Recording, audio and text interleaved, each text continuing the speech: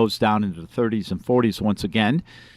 Tomorrow we'll start out with plenty of sunshine, but some clouds will roll in the afternoon. Highs again, 65 to 70. Nice and pleasant these next couple of days. Even on Wednesday, a mix of sun and clouds, although there will be more clouds Wednesday afternoon with our next system moving in, a storm and low pressure with a front. So highs on Wednesday will average in the lower and middle 60s. And then we'll get some rain and showers in Wednesday night with a period of steadier rain possible Thursday morning before it tapers off in the afternoon, but cooler only in the 50s. Everyone, have a safe afternoon. I'm meteorologist Sam Sampieri. All right, sunny and 69 right now in Hartford. Dow's down 76 points. NASDAQ is up 38 and the S&P up 8 points. I'm John Silva, WTIC 1080 News. If you owe back taxes, listen carefully to rule number 1. Never go up against the IRS alone. They're cracking down, freezing bank accounts, garnishing paychecks, canceling passports. Even your home or business could be at risk. But here's what they don't tell you. The IRS has powerful tax relief programs that could save you thousands if you qualify. That's why smart people call Optima Tax Relief, America's #1 tax resolution firm. Nobody knows these programs like the experts at Optima. Their team of tax attorneys and licensed professionals have resolved over $2 billion in tax debt for people just like you. The IRS is not stopping, so don't wait and don't take them on alone. For tax help you need, for tax help you can trust, call Optima today for a free consultation. Call 800-354-2840. 800-354-2840. 800-354-2840. Optima Tax Relief. Some restrictions apply. For complete details, please visit OptimaTaxRelief.com. Time now for today's Spotlight on Money, sponsored by University of Maryland Global Campus. The full sticker price for a college education is going up, but there is some good news for the parents of prospective students. The net price, which is what does the average student pay after grants and after scholarships pay, has actually been going down. If the school wants your child on campus, financial planner Ed Jertson says you can negotiate a lower tuition figure. You have high grades because you're desirable for that one institution. I'm Rob Hart. If you own a business, you've heard it all. From fast funding to easy approvals, everyone says the same thing. LendSeek is different. We show you what you actually qualify for. LendSeek's AI-enabled platform matches you with funding options with no guesswork. Up to $5 million in as fast as 24 hours. If you've been in business over a year, doing at least $50,000 per month, apply for free with zero out-of-pocket costs and access to over 100 lenders. Start ready, stay ready. LendSeek.com. LendSeek.com. Hey, if you're looking for a reliable car that won't break the bank, Mitchell Auto Group has Mitchell Select, an exclusive lineup of affordable pre-owned vehicles, each car carefully inspected with a 150-point check and comes with a 12-month warranty so you can drive with confidence. Sedans, SUVs, whatever it is, Mitchell Select has options for everybody. Go to MitchellAutoGroup.com, browse the inventory today. Mitchell Auto Group, delivering quality and value, and always, people, drive safely. At Audion Hearing, our mission is simple: to make better hearing affordable for everyone. We're proud to offer high-quality, rechargeable hearing aids starting at just $98. Clear, comfortable, and ready to use right out of the box. And here's a study worth hearing. Research shows that wearing hearing aids can reduce your risk of dementia by up to 61%. Join over 1 million happy customers and hear the difference today by going to audionhearing.com. That's AUDIEN hearing.com. If you own a business, you've heard it all. From fast funding to easy approvals, everyone says the same thing. LendSeek is different. We show you what you actually qualify for. LendSeek's AI-enabled platform matches you with funding options with no guesswork. Up to $5 million in as fast as 24 hours. If you've been in business over a year, doing at least $50,000 per month, apply for free with zero out-of-pocket costs and access to over 100 lenders. Start ready, stay ready. LendSeek.com. LendSeek.com.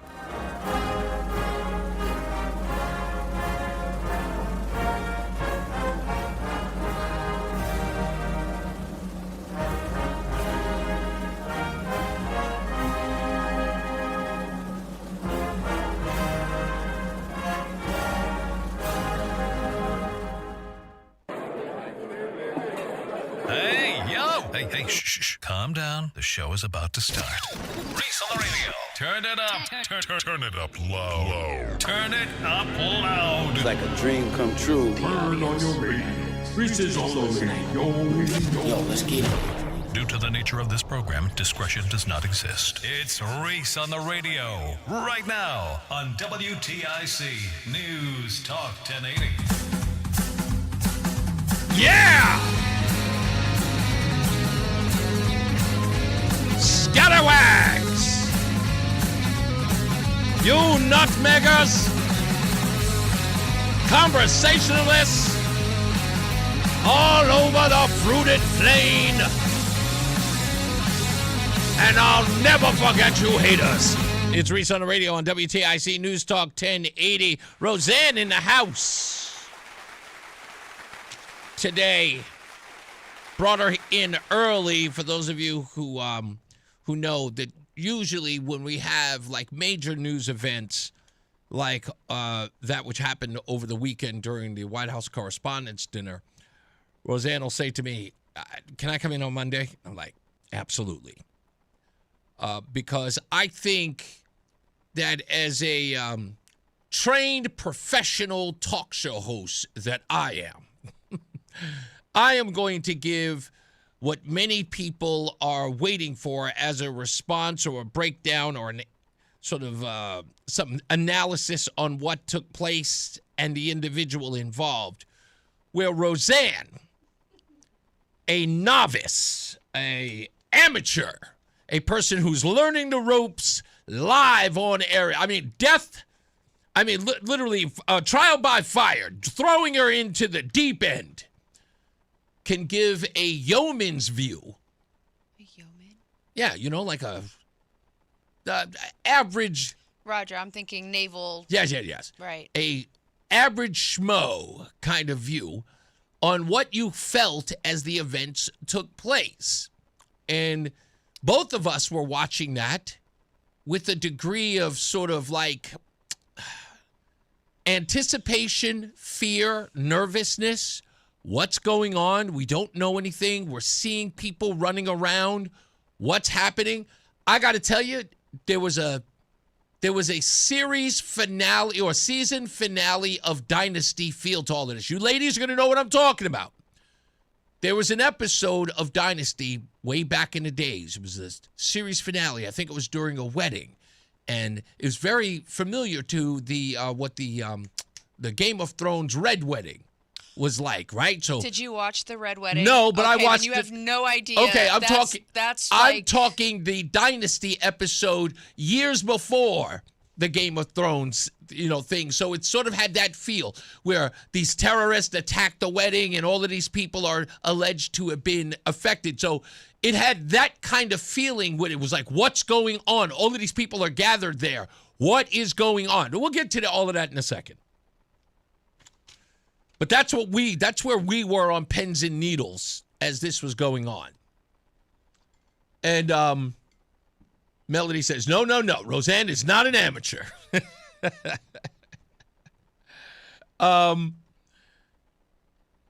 But I really want to get your take on where you were going, and I want you to convey that to the audience in a little bit. But before we do that, just on some very important notes, I want to get these out before I forget about them. First, I want to thank Matt Soroyce right here, sports producer of Brian and Company, for inviting myself, Roseanne. I think Brian Shackman was there. I'm sure they talked about it this morning. Steve Parker was there. And Morgan Cunningham was there.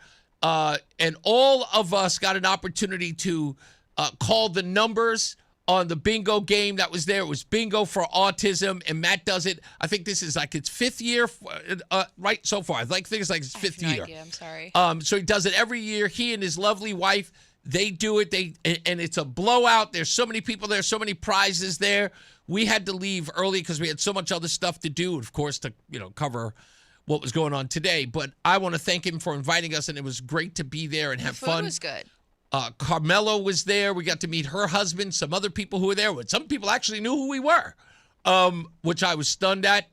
And it was nice to be a part of that. I want to thank Matt, and he can ask me every year. I'll be there every time. Just pick a different bingo to call, because that was is that rough. Torturous? That was rough for me because, the postage stamp bingo. Yeah, that one was rough. Torture. Absolutely. Nah, dude, that was torture. All I was getting B-I-N, no G's and no O's. I know, they were never coming. It was forever. It just took forever. But it was fine. Finally, someone won. Happened to be a black woman. I'm not going to say it was rigged. If it was rigged, I would have won. That's true. Not that rigged. I want to give a shout out to him. Also, I want to say thank you to Karen and Ken Thomas, who invited Roseanne and I to come to the ribbon cutting at Friendly Hands Food Bank and their new facility in Torrington. As you know, I've always been a supporter of Karen Thomas and the Friendly Hands Food Bank. Sometimes more so Karen than Friendly Hands Food Bank, because that's my girl. I love her to death every time I see her. She is a breath of fresh air. She's so bubbly and fun. And Ken and I got a chance to finally meet. And the governor was there, who I did not give any crap to. And his handlers were stunned that I was there. They're like, hey, you're a part of this? I'm like, yes, buddy. I'm not just some guy on the radio. I'm involved with a lot of things in the community. You just don't know. Yeah, Roseanne just made it. I can't hear anything he's saying. Did she get a complaint? What was the complaint? That somebody called her annoying? When? It's just now on the phone? Holy moly. Listen. Hey, you're amongst... No, I got it, but listen. You made it. I take that as a compliment. I'm annoying. Yeah. But guess who's on the radio? Guess who's not? I don't know what you did, but... I'm still breathing, apparently. That's what makes me annoying. Constant breathing in and out. That's why. Was it a woman or a man? It was a man. Good. Good. It was a man. Yes, it was a man. You know how I feel about men anyway. That's okay. Yeah. So I want to thank Karen Thomas for that. The governor came out there. I could have given him crap. I chose not to. You know, like, hey, buddy, you're celebrating the expansion of a food pantry. Not a good look. But the press wasn't there. So it was all love. So I didn't want to give him hell for that. But got to meet him. I just shook his hand. Hey, Governor, good to see you. We're here for a bigger deal. And that was the most important thing. So we did what we had to do, and we left. Also, I want to give a shout out to this gentleman, Steve Prelli. And Steve, I hope I'm saying your name right. Steve Prelli of Ledgestone Orchard. And Steve is a faithful listener of Reese on the radio. He recognized me immediately as a guy who's on the radio. He said he's seen a picture of me. When he saw me, he was like, hey, are you Reese? Stepped up to me. He was at City Hall today, and he has an orchard. It's called Ledgestone Orchard. You can go there at ledgestoneorchard.com. Show him some love on my behalf, because as a supporter of Reese on the radio, I want to show him some support. So, Steve, thank you so much. And if you are listening, which I hope you are, I want to just show some love back to you, and thank you for supporting us on what we do on WTIC. Now, let's get to the important part of what happened on Saturday.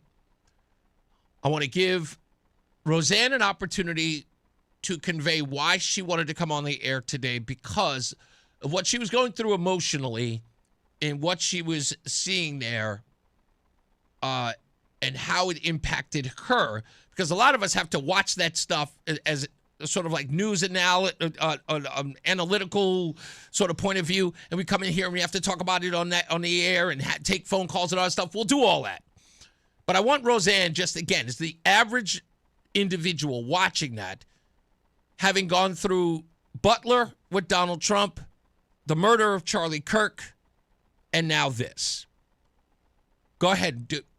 Tell us exactly what the emotions you were going through and how you're feeling about it today. It was really okay. So we turned it on. We watched the pomp and circumstance, and we got to the colors come in. We get the national anthem. Everybody sits down, and then you decide you are going to utilize the facilities because it was boring. And you said to me, let me know if anything happens. Yes. I guess you were assuming, as was I, that jokes were going to get started. You know, they had Oz Perlman there. He was doing right. You know, the Mentalist, which I want to say is really interesting because we had our Mentalist on first. I'm just saying. Timing isn't everything. Right. So you're in the bathroom, and all of a sudden tables are shaking. Like I heard the gunfire on the camera in the background. I was like, no.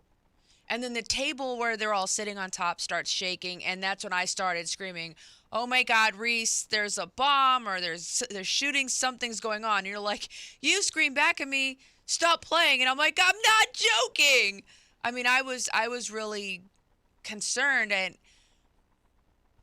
just watching Secret Service flood the stage and then watching the armed, I'm going to assume it's what we would call in the military SRT, which is, or your QRF, your quick reactionary force, where they come out and their whole deal is their full kit, full body armor, long rifles. They've even got night vision goggles on it appears. Well, we call them nods, but yes, they're wearing nods on top of their Kevlar, but they didn't have the nods down. But they came out, and I mean, scopes, and it was very surreal. And watch the uniform or the Secret Service in suits that were, jumping on tables. The guy that grabbed J.D. Vance, like, he pulls his chair out, and Vance is like, "What the heck?"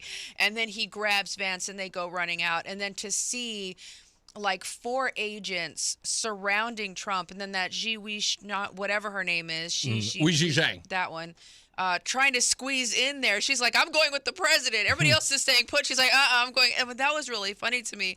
But to see that happening, and the playback where you see Melania, like, her ears perk. She's like, "What was that?" Or "What's happening?" Something to that. But you saw the shift in her face. Yeah, her exact words were, "What is happening?" Her mouth, I could read her lips clearly. And Trump, he's so engaged with the conversation that's happening that he says he heard it, and I have no doubt that he heard it, but because from my perspective, having people that will come to you and notify you when you're needed or when things need to change, until that happens, you stay engaged. And he stayed engaged with the conversation until he was made to not stay engaged. But immediately I'm just thinking, again, I'm going to watch this happen on live TV again. And it was really frightening. And I mean, I'm thinking about all the people that we're watching, just like that we're watching Charlie, and just like watching in Butler.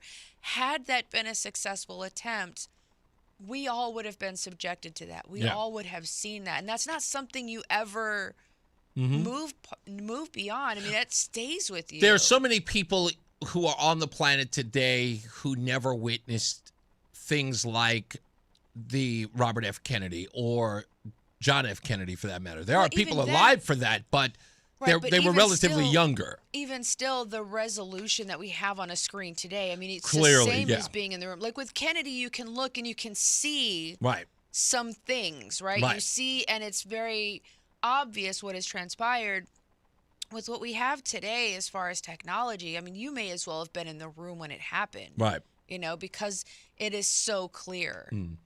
Yeah, we're literally we're really at the edge of being in our own living rooms and also sort of being inside the room on television. And you're right, you're talking about the clarity of that. If something horrible had happened, we would have witnessed it so vividly as it's happening. Yeah, and it could have been traumatic for all of us. I don't care what side you're on, nobody wants to see that kind of courage. Only sick people do.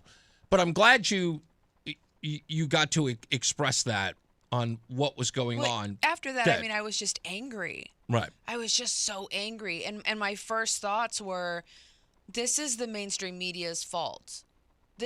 Mainstream media is to blame for this, because I liken it to when children are learning how to recognize sight words or recognize the alphabet.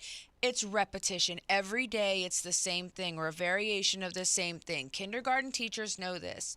And this is the way that we've been trained and taught our entire lives in this country. So what the media is doing is no different than what a kindergarten teacher would be doing. Repeat, repeat, repeat. Show the same image, have everybody on the same page. Everybody across the country is saying the same thing. And that's what has led to the level of decline of mental health and stability, mental stability, where it pertains to this president. Because if you look at it fact on its face, Nobody's lost any rights. Nobody's been in prison. There's no political murders from the Trump campaign.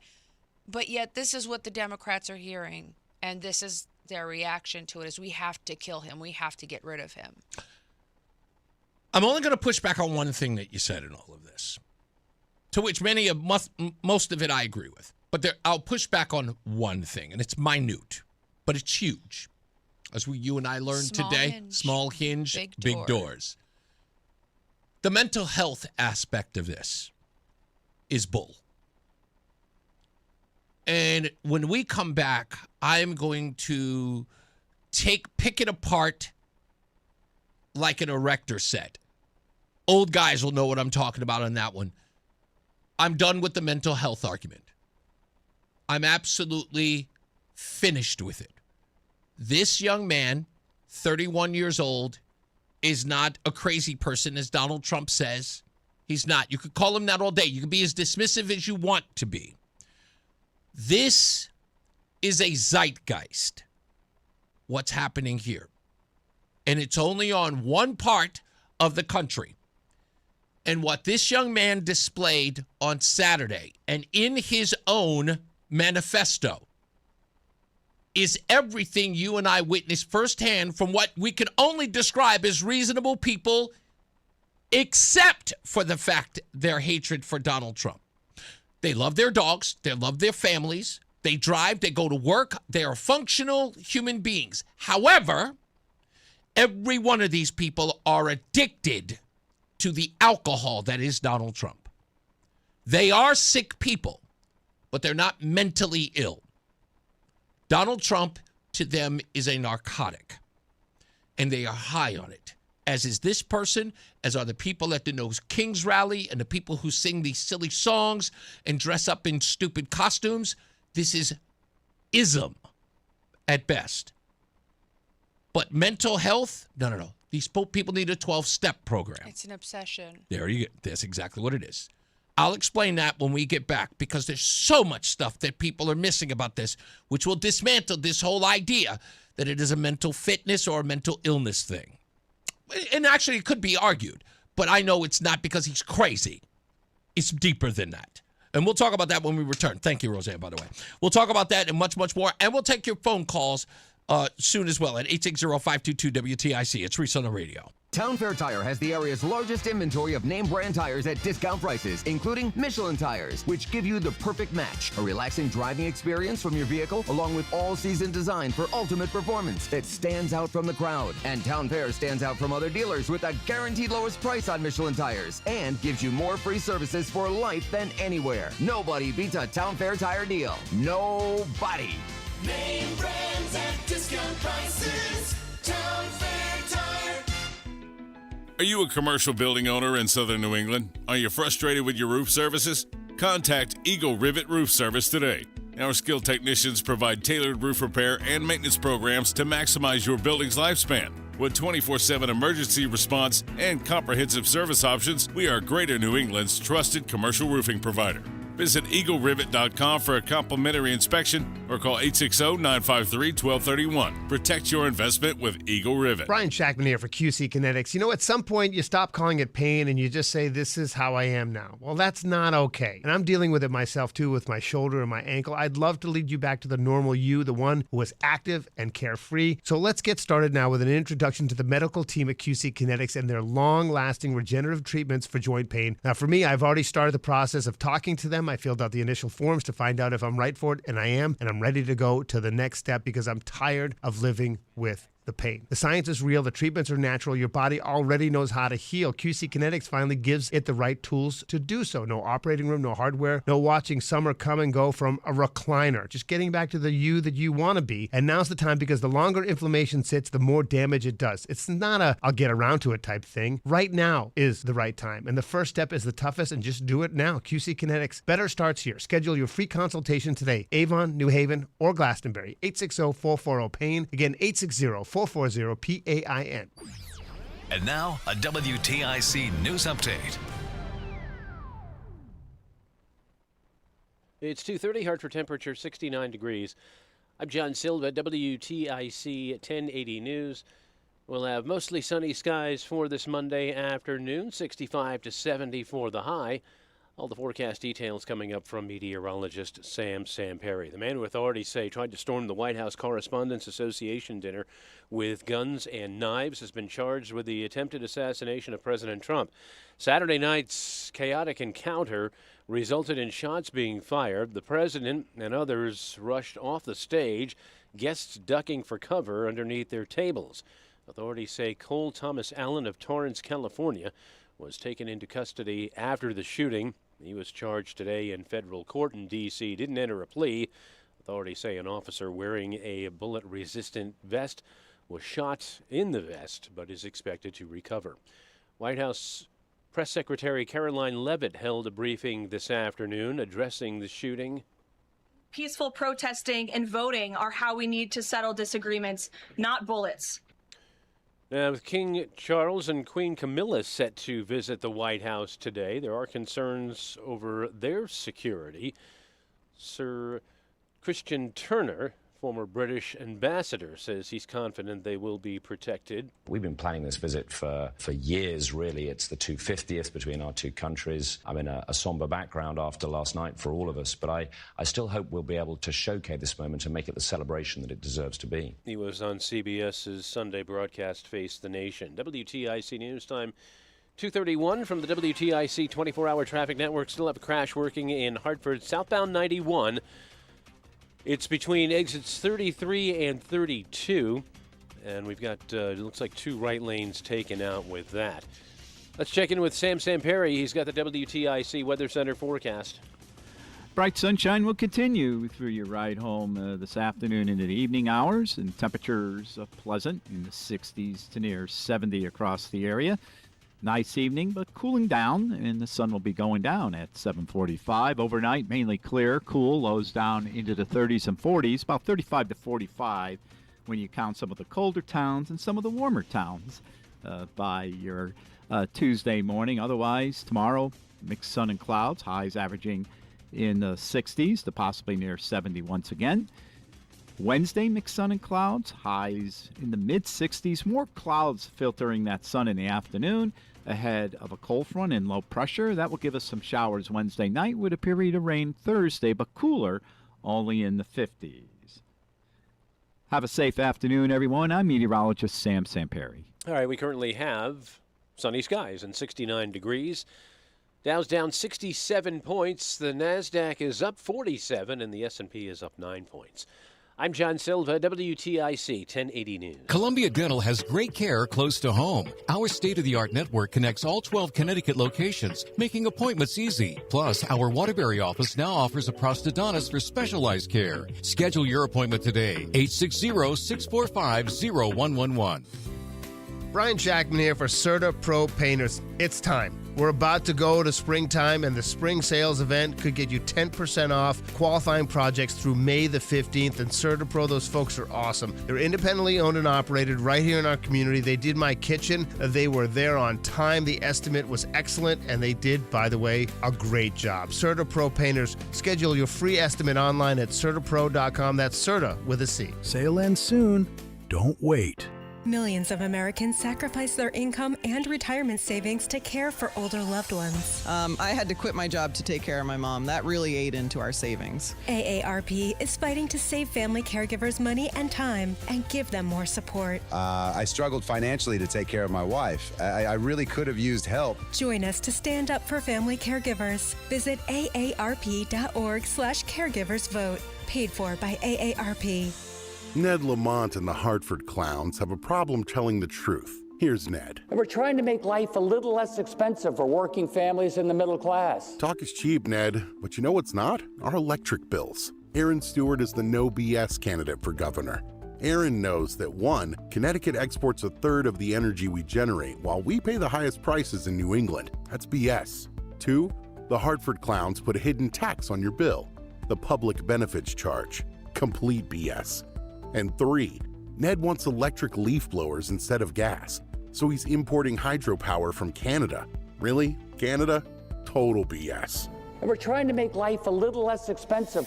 I'm Aaron Stewart. I'm running for governor because it's time for something different, like cutting the BS. only Hartford would ship out the energy we make and ship in expensive Canadian energy.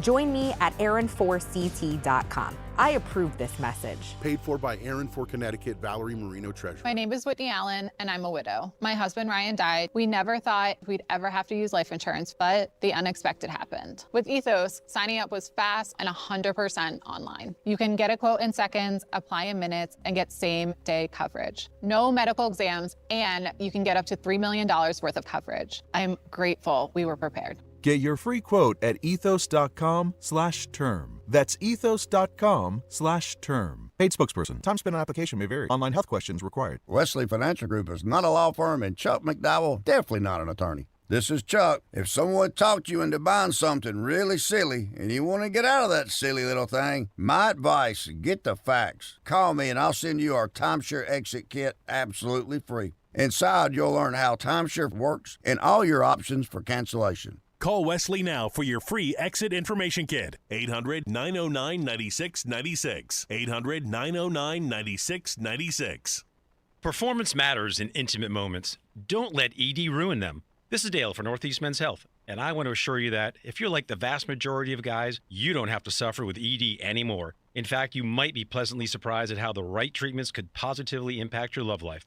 At Northeast Men's Health, our advanced medical therapies go far beyond pills. We have treatments that are effective in well over 90% of cases, and we offer specific and combination therapies that can dramatically enhance both your performance and your stamina. You could even last up to an hour or more and bring a far greater level of intimacy to both you and to the one you love, perhaps performing like you haven't in years. So call us today and find out why our advanced treatment strategies offer so much more. Your first visit is just $99 and gets you blood work, a medical consult, and if medically advised, a test dose. And if that test dose doesn't work in the office, your visit is free. Call 800-930-5956 or go to northeastmenshealth.com. That's northeastmenshealth.com.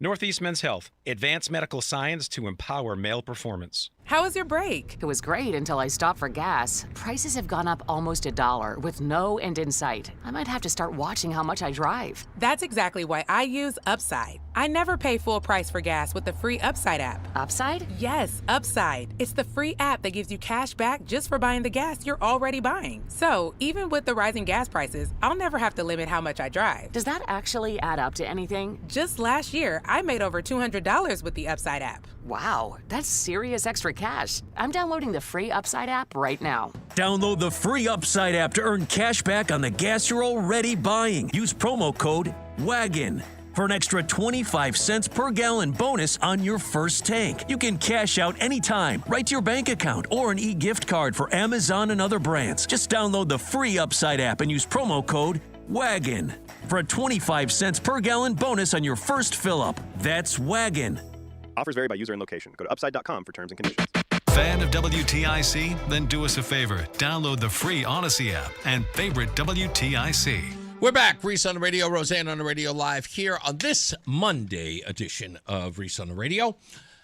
So, in the last break, we're talking a bit, sort of introducing my monologue into what took place on Saturday at the White House Correspondents' Dinner. And there are a lot of takes on it, which none of them I've listened to, because I won't. I don't care. I hear these people all day, every day talking about it and their analysis and all that other stuff. I don't care about what I think about this. I care about the shooter and what he thinks. It's just the way I operate. I pay very close attention to the people who are involved with the act, what they say, and how they say it. And it is important that we pay attention. First, I want to address something a lot of people are talking about online. I saw something by Black Lives Matter 860, and apparently they get their marching orders from Candace Owens. It's a conspiracy! It didn't happen! It's a psyop! It was a staged event! Nothing happened! No, it's not true. We're being duped and hoodwinked. And I respond to that as I always do. I poke fun at it. Sure it was. Of course it was staged. The whole thing was, it's fake. It didn't really happen. Donald Trump was in on it, just like Butler. You know, he didn't really get shot in the ear. It's fake. Yeah. Corey Comparatori, that is named that man didn't get shot down and killed in front of his daughters and his wife. No, he's really alive. And he's sipping margaritas in Cuba with Tupac and Biggie. He ain't dead. And Elvis. That's right. Can't forget Elvis. None of it is real. Do you know why people are saying it's a staged event? For obvious reasons. Come on, folks. Come on. If I've shown you anything, you guys can critical think on this one. They say it's a staged event because they're affected by who it is. And it is a half black, half white, one of their own. That's right. It is I think the term is mulatto assassin. That's what it is. Have you seen his family photo? I thought I was looking at the Cosby Show. The only thing missing there is Felicia Rashad, but that was replaced by a white woman. Come on. Tell me you didn't see that picture with the whole family, a light-skinned kids on the stairs with the white mama and the black father in the front? This is one of their own. This is California finest, folks. He is absolutely one of theirs. He is a liberal's wet dream.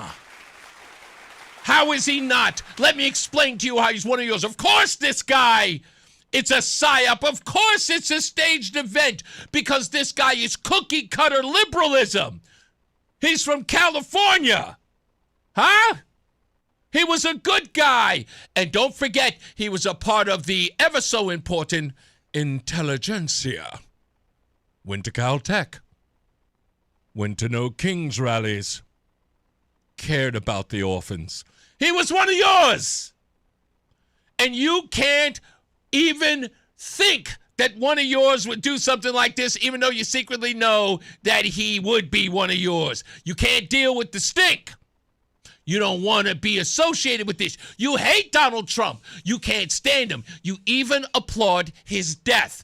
Don't take my word for it, ladies and gentlemen. I'm going to take the radical left's word for it. President Trump attended the opening night of Chicago at the Kennedy Center, and I think that's cool that the president is going to the theater. I mean, what's the worst that could happen?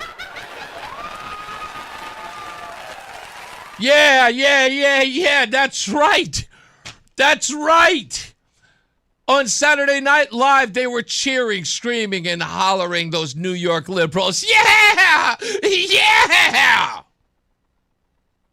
But this guy is one of yours, and now you want to call it a psyop. Now you want to call it a staged event because this guy looks like you. He sounds like you. He smells like you. I don't expect forgiveness.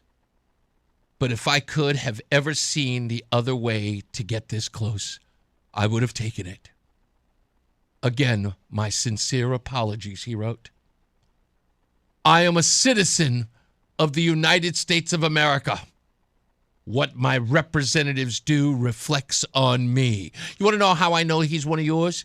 Because he's too stupid to realize that representatives are supposed to reflect you, not them onto you. They do your bidding, not the other way around. Administrative officials, not including Mr. Patel. Who does he mean? Kash Patel. They are targets, prioritized from the highest ranking to the lowest. He skipped Kash Patel? How do I know he's one of yours? Because Kash Patel is a person of color. And the only other persons of color that are on the Trump cabinet happen to be a HUD secretary who happens to be black. And he is not one of the highest ranking officials. That's right. He's not the Secretary of War. He's not the Secretary of State. Now, many of you who are smart enough are saying, but Reese, what about Marco Rubio? You guys haven't considered him Hispanic in over 30 years. You guys call him whitewash. You call him blanco. You don't think I know? I've been around long enough. You guys, Ted Cruz was a white supremacist. That's right. A guy named Cruz. Don't play games with me. You'll get slapped down like a pimp. Let's go further. Secret Service, they are the targets only if necessary to be incapacitated non-lethally if possible. But here's my part. This is how I know he's one of you. And he ain't mentally ill. He's one of you. In his PS portion of his manifesto, he writes, "Oh, and if anyone is curious how doing something like feels, it's awful. I want to throw up. I want to cry for all the things I wanted to do and never will, and for all the people whose trust this betrays. I experience rage thinking about everything this administration has done." That sounds like every one of you. Let's see if we can get more proof of that. Here's Bulwark creator, what's her name? Sarah Longwell, with Jessica Tarlov of The Five. People are tired of feeling like garbage. I really want the people putting stuff into the space to be the kinds of people who are like, I see how shitty it feels to hate your countrymen. I see how crappy it feels to every day feel like you can't afford things, but also feel like everybody around you is the enemy. Like nobody, our nervous systems can't take it. It's 10 years of Trump, they've done us all damage. And so like, can we repair that damage? Not by going back. We're never going back. Listen to them. This guy sounds like them because he is one of them. That's why you're hearing the whole, it was staged. It's not real. Look at him. He's half white. He's half white. His white side got him. Yes. It's his white supremacist side that came out just trying to pin it on us. He's one of you. He's one of you. It's okay to laugh. It's all right. They think that we're all fools, but this boy's no mental case. This is them. This is the Trumpahol that fuels them. That's all it is. They're Trumpaholics. Adam 12 just gave me that. Applaud him. They're Trumpaholics. They're hiding little bottles of Trump around the house so nobody can see it. So their parents don't know. And their family don't. That's what this guy did. That's what he did. He was lying to his parents about his Trumpahol. His Trumpaholism, he was lying to his family. And then, finally, when he had had enough, when he was wishing to kill himself, because that's what he was going to do, ladies and gentlemen, he finally sent a letter to all of his family saying goodbye. I can't kick the addiction. That's what they all do, Roseanne, don't they? Come on, help me out here. You deal with, you're a sponsor of plenty of people. What do? They cut off, they isolate, right? They do radical things. They stop calling. They stop calling. That's they stop right. Showing up to meetings. That's right. They go to work because it's necessary to purchase the drug of choice. That's right. The social isolation, the self-delusion, the rumination. That's what I was saying about the mental health, right? It's not. Rumination is not mentally healthy. It doesn't make you crazy, or it doesn't make you clinically insane. It does, however, like you keep ruminating on the same thought. It gets bigger and bigger and bigger and bigger, and it gets darker and darker and darker inside your world, and you see no other way out except to blow out a wall. Exactly so right. That's what I mean by this kid was drunk on Trump. His Trumpahol, his That's right. TDS, and he allowed himself to stay in a dark cycle of, it's like a hamster wheel. Yeah. And remember, sick. he is putting, this is one of the parts he puts in here, right? I apologize to all of the people I traveled next to, all of the workers who handled my luggage, to all of the other non-targeted people at the hotel who I put in danger simply by being near. I apologize to anyone who was abused or murdered before this, and all those who suffered before I was able to attempt this, and all those who may suffer after, regardless of my success or failure. I don't expect forgiveness, but if I could have seen any other way to get close, I would have taken it again. My sincere apologies. This self-aggrandizement of how pure he is and how he's doing this for the greater good. Well, this eliminates any potential for mental health defect because it was very clear and concise. He had planned this. This was premeditated. A person who is acutely insane, who just snaps and they don't have months to prepare. They don't have a week to prepare. They just do. So he traveled from California to by Chicago, to D.C. by train. He had plenty of time. Just like that woman who traveled all the way from Texas to Florida. The astronaut who traveled from Texas to Florida in a diaper. Right, and that hotel in particular, because of the event that was coming up, getting a reservation at that hotel required advance notice. Exactly. Like, you can't just call them up and be like, "Hey, you got an extra room? I know the president's going to be there, but I just need." That's not an option. Look, I'll accept the president's assessment of him being sick because alcoholics are. Yes. You know what I mean? Yes. It is a disease, but that's what we need to recognize here. Trump derangement syndrome is not a joke. No, it is for real. It is for real. Yeah. And we have to start accepting it for what it is and get people the help that they need, especially those who are enabling it by calling it things like an op or a psyop or what do they call it? What was the other thing that they called it? A staged event. That stuff is over, folks. These people are not mentally ill. They are sick. And they need help. Methodical. That's right. And they need to be treated like you would cancer or any other illness for that matter. We'll be back. Heavily medicate them and hospitalize them. Indeed. We'll be back. More news, more views. It's Reese on the radio. This is the story of the one. As a procurement manager for a hospital system, she keeps every facility in her network stocked and ready. That's why she counts on Grainger to be her single source for thousands of products, from disinfectants to lighting, air filters, and more. And with fast, dependable delivery, Grainger helps her keep every facility stocked, safe, and running smoothly. Call 1-800-GRAINGER, click Grainger.com, or just stop by. Grainger, for the ones who get it done. If you've been injured in an accident, don't let the insurance company decide how much you're worth. At Carter Mario Law Firm, you're more than just a client and more than just a quick settlement. When you get Carter, we'll help you get more. More experience, more attention, and more accessibility. The Carter Mario Law Firm's zero-fee warranty means you pay nothing unless we win. Visit getcarter.com or call 877-GET-CARTER. I'm Ed Evans, CEO of Consumer Cellular. No, we're not one of the big guys. Truth is, we don't want to be. If you're over 50, Big Wireless probably has you paying for more data than you might need. You could be throwing away thousands over a lifetime. Our entry-level data plans start at just $20 a month. And for a limited time, switch and get your second month free. Call 1-888-FREEDOM, visit consumercellular.com or a store near you and get your second month free today. Plans include $5 credit for auto pay and e-billing. See site for additional details. You know the rush when you reach that goal, when something you've worked for pays off. That's success. At University of Maryland Global Campus, we believe you should never stop chasing it. That's why we offer a skills-based education that helps move your career forward.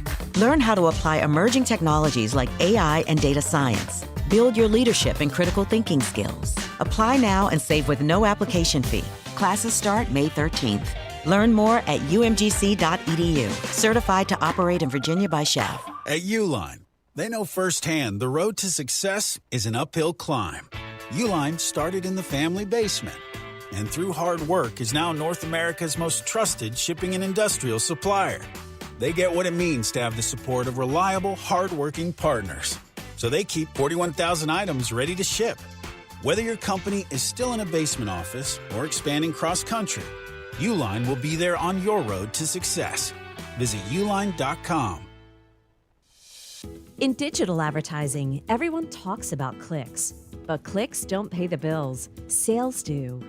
Outcomes from Viant is a new way to advertise that prioritizes your bottom line. Our AI-driven technology looks past the noise to find the customers most likely to buy your product. It's smarter, faster, and designed for real-world results. It's smarter advertising made simple. Visit Viant.ai. Ronald Reagan's 11th commandment was thou shalt not speak ill of another Republican, a political rule established in the 1960s to foster party unity by discouraging public infighting. On May 7th, WTIC NewsTalk 1080 will host the 11th commandment Republican gubernatorial debate, with candidates vying for the Republican nomination at the private event room at Stadium 15 in Farmington. The debate will be live on the air, but if you'd like to be in the audience, listen to Brian and Company every morning and Reese on the radio every afternoon for your chance to win a pair of tickets. WTIC NewsTalk 1080's 11th Commandment Republican Gubernatorial Debate is sponsored by AARP Connecticut. It's Reese on the radio on News Talk 1080 WTIC. All right, we're back. Reese on the radio, Roseanne on the radio. I'm sorry, Lori. My apologies that I couldn't get to you soon enough, but I really needed to go through all of that with the shooter there. To read her comment, she says that she said, I couldn't hold it any longer. I just wanted to say that on Saturday night I was at home relaxing, and then I checked on Twitter, and I felt like the entire world blew up. It felt like that. And, you know, these events, when they take so long to get going, I'm always concerned. I always get this sort of hankering. It's like, oh, something's wrong. And I don't want to feel that way, but I do because of how it goes with Donald Trump. But it really stems from something older, something that happened with my mother and I. The Challenger. Yeah. I'll never forget watching that liftoff. And I'm still trying to figure out why I was home. Because that was during, everybody says they watched that at school. When did it happen? In 86, I think. Yeah, I remember watching it on TV in class. Yeah, I'm trying to figure out, like, why. I know that my mother was there, and I don't know why I was there, because I know that was during the time when I was homeless. And I don't know why, but I know that my mother and I were in the same room. Now, it was either me visiting her or something like that when I was, like, back and forth. I think at this time I was sort of going through a group home phase. And I'm standing there, and I'll never forget, my mom is looking at it, and she's just watching the thing, and my mom just inexplicably goes, something's wrong. And I looked at her, I'm like, what do you mean? Like, do you see something? She goes, I don't know, it just feels wrong. Mm-hmm. And then sure enough, boom, it happens, and you just kind of go. I looked at my mom, always in a weird way ever since. I was like, oh, that's creepy. Is it possible that she taped it and she showed it to you? No, no, I remember watching it live. Okay. And I don't even remember why it was such a big deal, other than the fact that it's the 80s and it's. That's right. A school teacher was one of the astronauts. There you go. That's a good point. Yeah. But this event and most of these events, for some odd reason, I always get that chilling feeling. You hate when Trump travels. Yeah, I can't stand it. Yeah. Every time he goes overseas. You want to know why? I'm always thinking about Air Force One, and I know how old it is. That plane's 30 years old. And it bothers me every time. Why are you looking at it like that? Because I'm older than 30. No. I'm like, dang, if that's old. Make it about yourself. Of course. Yeah, I don't know. It's one of those things. It's like, you know, what do you do? 25th says, what happens when you close the insane asylums and close the jails and defund the police? Welcome, you get the blue state. Agreed. Again, I'm going to go one step further on this thing with this young man before we go to break. And I'll play the Jimmy Kimmel thing as well. Is that people want to go to the he's crazy or insane and then still blame the left. You can't have it both ways. Sure you can. No. Because it's a way to sort of own the left by saying they're all crazy. No, they're addicts. They're addicts. The actors are addicts. Mm-hmm. The media is the pushers. Indeed. So you can't. Yes, you can blame the addict, but you also have to blame the pusher. It's the but-for test, right? Mm-hmm. But for their corrosive and just bold-faced lying, there would be no drug to consume. Let me tell you right now, I'm going to play this audio. This is what the drug dealer would say to those who overdose. People don't have any intention of saying something that's going to lead to something dangerous, but we cannot take responsibility for the minds that are out there and how they hear it. That's what a drug dealer would say. I just sell the drug. I can't tell you, how much to take. Not my fault fentanyl killed him. They should have known it was in there. Exactly. We got to take a break. Let's go to the top of the hour news with John Silva. We'll return. Reese on the radio, Roseanne on the radio, on WTIC News Talk 1080. This is WTIC News Talk 1080 with Brian and Company in the morning, Reese on the radio in the afternoon, and news around the clock. WTIC and WTIC FM HD2 Hartford and Odyssey Station. 3 o'clock, 69 degrees, sunshine for this Monday, 65 to 70. All the forecast details coming up with meteorologist Sam Perry in the WTIC Weather Center. The suspect in the shooting at the White House Correspondents' Dinner Saturday night in D.C. was in court this afternoon. Correspondent Jennifer Kuiper. Cole Allen, who's accused in the White House Correspondents' Association dinner shooting, is now charged with the attempted assassination of President Trump, who demands TV host Jimmy Kimmel be fired for likening the First Lady to an expectant widow before the shooting. White House is speaking out following the shooting. I'm Stacey Lynn in Washington. Press Secretary Caroline Leavitt called for a de-escalation in violence. As President Trump said on Saturday night at this podium, we as Americans must recommit ourselves to resolving our differences peacefully and uniting around the shared values that make our country great. And she pointed a finger at Democrats. Those who constantly falsely label and slander the president as a fascist, as a threat to democracy, and compare him to Hitler to score political points are fueling this kind of violence. Department of Justice is about to hold a briefing on the incident. The brother of suspect Cole Allen contacted New London police shortly after the shooting occurred Saturday night. He apparently lives in the city. NLPD says he got a call just before 11 from an individual wanting to share information they believed would assist in the investigation. Police then contacted their federal law enforcement colleagues.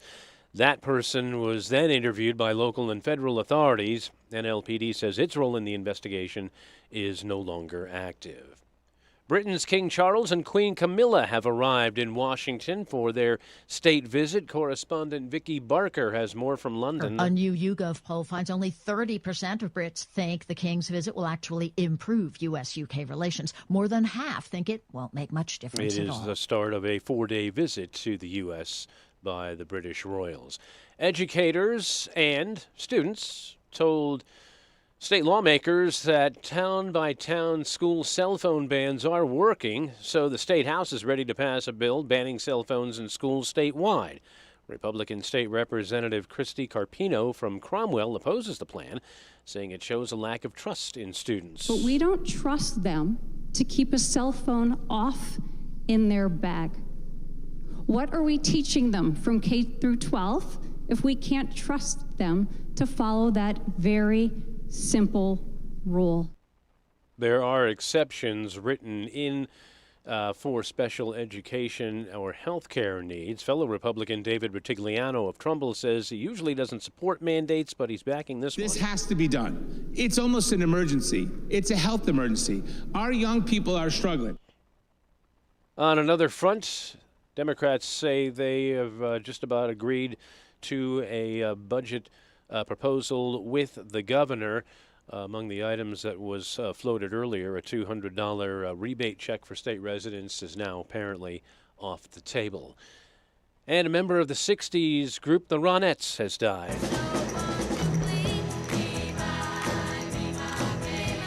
Nedra Talley Ross, the last surviving member of the group, was 80. Her daughter and the Ronettes' official Instagram account confirmed that she died Sunday at home. Ross, alongside her cousins, sang hits like the one you heard there, Be My Baby, and also Walking in the Rain. The Ronettes became a leading act in the girl group era with help from Phil Spector. The group, with Spector's former wife, Ronnie, toured with the Beatles and the Rolling Stones. WTIC News Time is 3:04 from the WTIC 24-hour traffic network for a Monday. We are in fairly decent shape out here. Still have a crash, though, working in the Hartford area. It is southbound on 91. Backups now extend from exits 35A to 32 due to a 3-vehicle crash with various lane closures there. Also seeing some delays beginning to build on the eastbound side of 84 out of West Hartford between exits 44 into downtown at 51. Meteorologist Sam Samperi with the WTIC Weather Center forecast.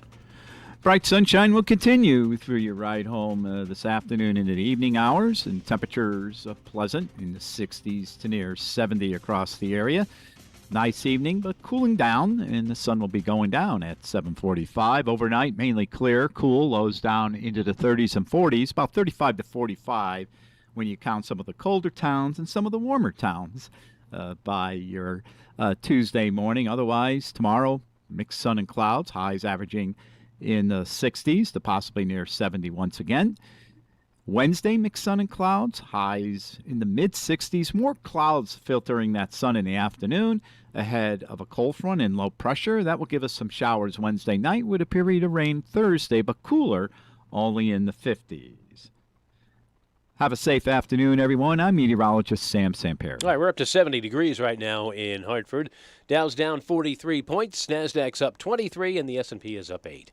I'm John Silva, WTIC 1080 News. Put those shovels away because spring is finally upon us. Hi, Dave Berger from Modern Plumbing Supply. Everyone knows that spring is the time for rebirth, renewal, and new beginnings. So what better way to welcome in spring than to give your old bathroom and kitchen a fresh start, a new beginning? Visit Modern Plumbing Showroom today on the Berlin Turnpike in Berlin. See the latest trends, colors, and styles, and spring into a rebirth for your kitchen and bath. Great design with you in mind. Modern Plumbing Supply. Life unfolds in ways you can never quite expect. A divorce, a death in the family, a personal injury. Each time you are left searching for someone new to trust. But what if you had a full-service law firm that knows you and a firm that can represent all your legal needs? With BPS Lawyers, you get more than a lawyer. You get a full-service law firm. Visit bpslawyers.com. BPS Lawyers, your lawyers for life. Proud full-service law partner of UConn Athletics. Nick Payne-Dearis is responsible for the content of this ad. Getting a little older doesn't have to mean, well, getting older. This is Dale for Northeast Men's Health. And if you're feeling low energy, can't sleep, can't lose weight, are struggling with brain fog and your sex drive is off, it's time to change it up. At Northeast Men's Health, our advanced medical strategies featuring TRT, GH peptides, NAD+, GLP-1s, PDA, and more treat low T and other hormonal issues to help you shed pounds, have more energy, enhance your body composition, improve sleep, increase your sex drive, and so much more, getting you back in the game again. So don't be older, be stronger in the gym, be sharper at work, be better in the bedroom, and be more confident in every part of your life. So call us today and find out how our advanced treatment strategies could change the game for you. Your first visit is just $99 and includes blood work and a medical consult. And if you start on one of our advanced treatment plans on the day of your appointment, your visit is free. Call 800-930-5956 or go to northeastmenshealth.com. Featured therapies are compounded and have not been evaluated nor approved by the FDA. Provider prescription required. See website for details. Reese on the radio, making sense of the news. Yeah, even when it makes no sense at all. Now on WTIC News Talk 1080. All right, we're back. Reese on the radio on News Talk 1080 WTIC. Roseanne on the radio is here. We'll get to your phone calls in a bit. I need to read this comment here. Uh-oh. Because nothing. I got to tell you, this is one of those things where I don't really want to do this, but I think I'm going to have to. Okay. I think I'm going to have to. So Bob J, with all due respect, you're at strike 2 with me. And I don't do that. I don't even give people strikes, but you're at strike 2 with me. Let me tell you why. Because you're the worst kind of liar. And you're the worst kind of person in the chat room. And I don't even mean to be mean like that. I don't. But I'm going to play your game to express exactly why. So you never have to hear from me, gee, what? It came out of nowhere. I'm going to tell you exactly what my problem is. And you should have listened to this. And you should have listened to this after Charlie Kirk's death. But you didn't. So let me reiterate. When Charlie Kirk died, every person on the left contacted Reese on the radio and said, Charlie Kirk said this. Charlie Kirk said that. Did you hear what he said about black people? Did you hear what he said about black women? Did you hear what he said about this? And I go, yeah, okay. What did he deserve? They go, what? I go, what did he deserve for the comments he made? Because I don't understand what you're saying. You're arguing about what Charlie Kirk said after he was shot and killed. That's what your debate is. Charlie Kirk said. Charlie Kirk did. And I said, are you trying to suggest something? Tell me what you're trying to say. What did he deserve for the comments that he made? What did he deserve for his beliefs? And you said, well, he didn't deserve to die. Then what's your point? Because everything Charlie Kirk said is over now. He's dead. He can't even have a change of mind. He can't evolve to your way of thinking. He can't even apologize to you because he was murdered. Shut up. You can't complain about Charlie Kirk anymore. He's dead. And if you're trying to reason with me about him being murdered by saying Charlie Kirk said, you are saying he deserved to die. And you don't have to say it. So please do not approach me like a dum-dum. I can read through the lines. I can read. I know sentiment. Now, I'm going to express to you why you're on strike two. And when I say you're at strike two, you're up at bat, and it's a 3-2 count. You people are amazing, he writes. You have a reprobate president with over 20 allegations of sexual abuse, including one by a woman who was 13 at the time of her encounter with Trump. You have a president that babbles on incessantly with one lie after another and has multiple felonies, has been impeached twice, given his extensive association with Epstein, may also be a pedophile. He has made misogynistic statements about women, calls people low IQ without academic honors of his own, who claims to be a Christian but never goes to church. You have a president who has been involved in bogus charities and had a real estate school that was bogus. You have a president who lost an election by 8 million votes and claimed victory and lied about Obama's birth certificate. You have a president who spends his time on social media tweeting nonsense 24/7. You have a president who has disdain for his own followers and the military. You have a president whose family is making millions on his presidency. I know Reese's response will be, but the blacks are killing each other. That's what you call a non sequitur. Do you understand yet why you're on strike two with a full count? Do you understand? That is why. No. I'm going to ask you. Yes.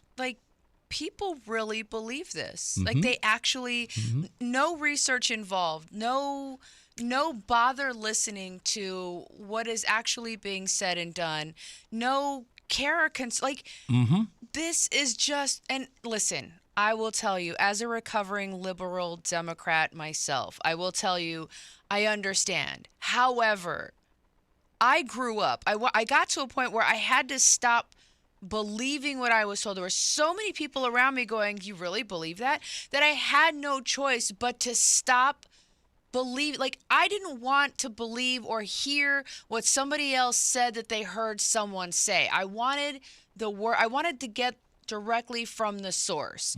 I wanted to hear Trump's misogynistic tirades. I wanted to hear his anti-military tirades. I wanted to hear his racist tirades. I wanted to hear these things. I wanted to hear. So I started watching Trump speak.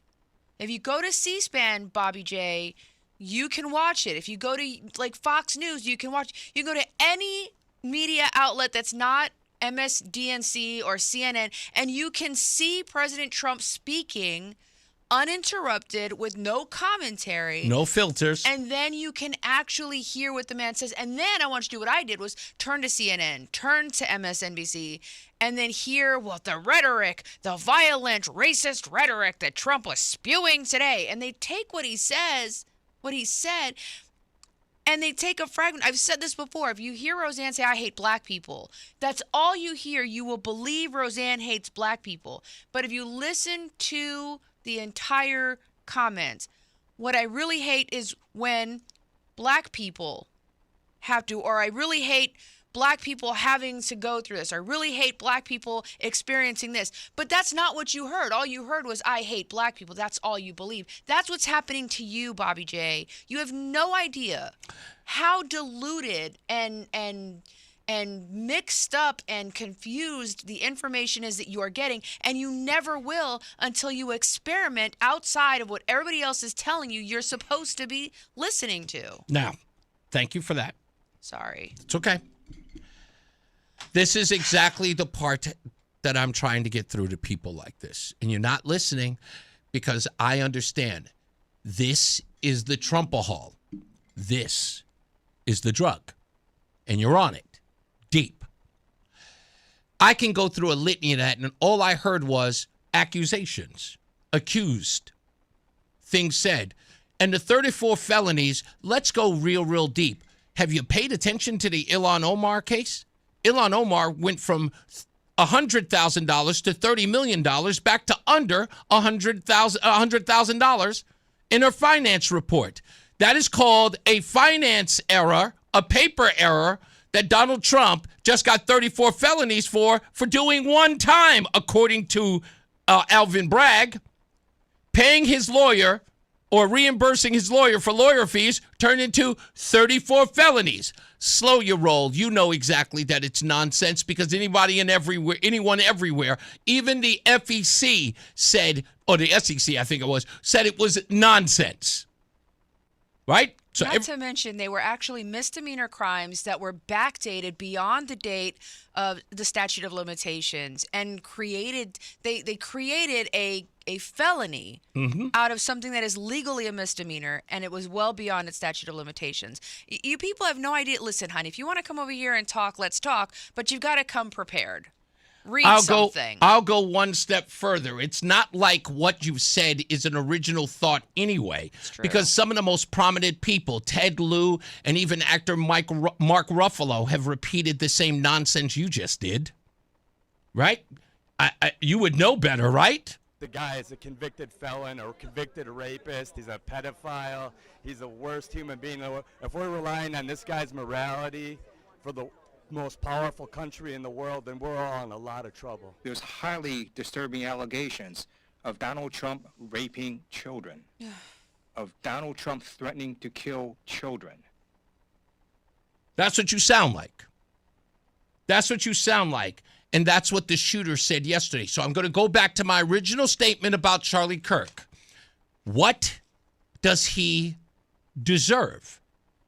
If your whole dissertation here, everything it is that you wrote here, was to say, you people are unbelievable. Cole Allen was just trying to take out the dirty laundry. Can't you understand what Cole Allen was doing? What he did was righteous. Listen to me, buddy. Just say that. I can appreciate that. At least be honest. Like, that's the whole thing, is that you won't even have the guts to say that. And this is exactly why the people on the left are cowards. You can't own up for it. Look, here's Nancy Pelosi again. She can't even say straight to your face that what they say is to influence people. Listen. People don't have any intention of saying something that's going to lead to something dangerous, but we cannot take responsibility for the minds that are out there and how they hear it. Yeah, you don't want to take responsibility, but you want us to understand the act. Here's the part that always drives me nuts, because this is the thing. When there is a mass shooter at a school, when there's a mass shooter at the mall, when there's a mass shooter anywhere, guess what you guys are screaming? You guys are sitting up there calling, we need to deal with mental illness in this country. We need to deal with mental illness in this country. We have to deal with what people are watching online. We have to deal with what people are seeing on television. We have to deal with the violence that's in movies. We have to worry about mental illness. And then we go, Trump's a fascist. Trump's destroying democracy. Trump's going to kill us all. He's going to put us back in slavery. Trump's destroying the democracy. Trump's an authoritarian. Trump is Hitler. Trump likes dictators. We have to concern ourselves with mental fitness. We have to concern ourselves with mental illness in this country. Mental illness is a big, big problem. Donald Trump's going to kill us. Donald Trump's going to set off a nuclear bomb. if Democrats can't be held responsible, or if people can't be held responsible for what they say, then why are they griping every time he says something?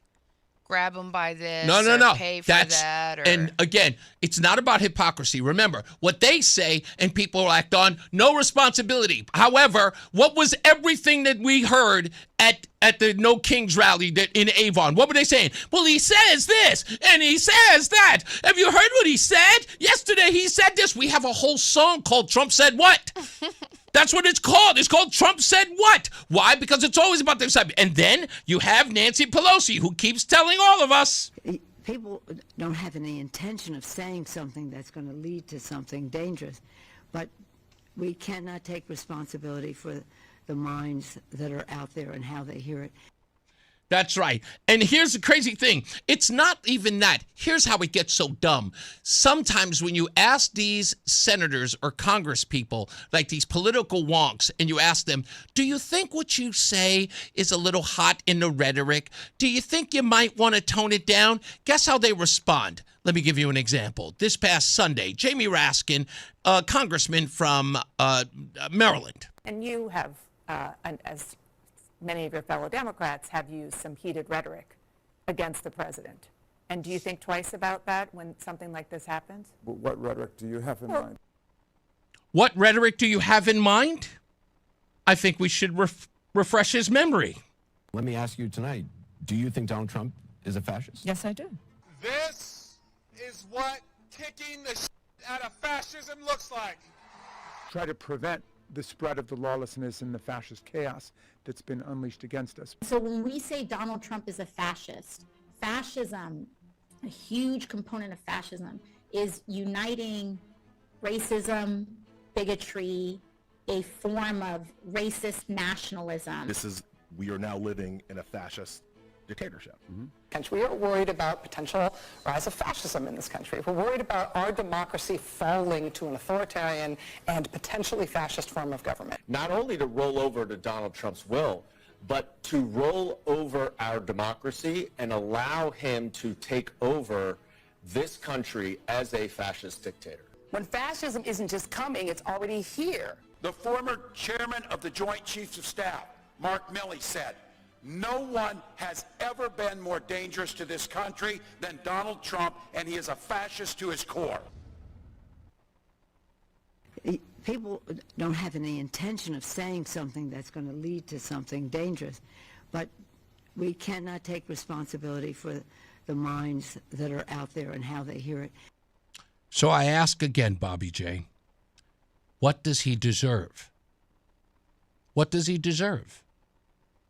What are you calling him all of those things for? Mussolini was stabbed by his people, wasn't he? Huh?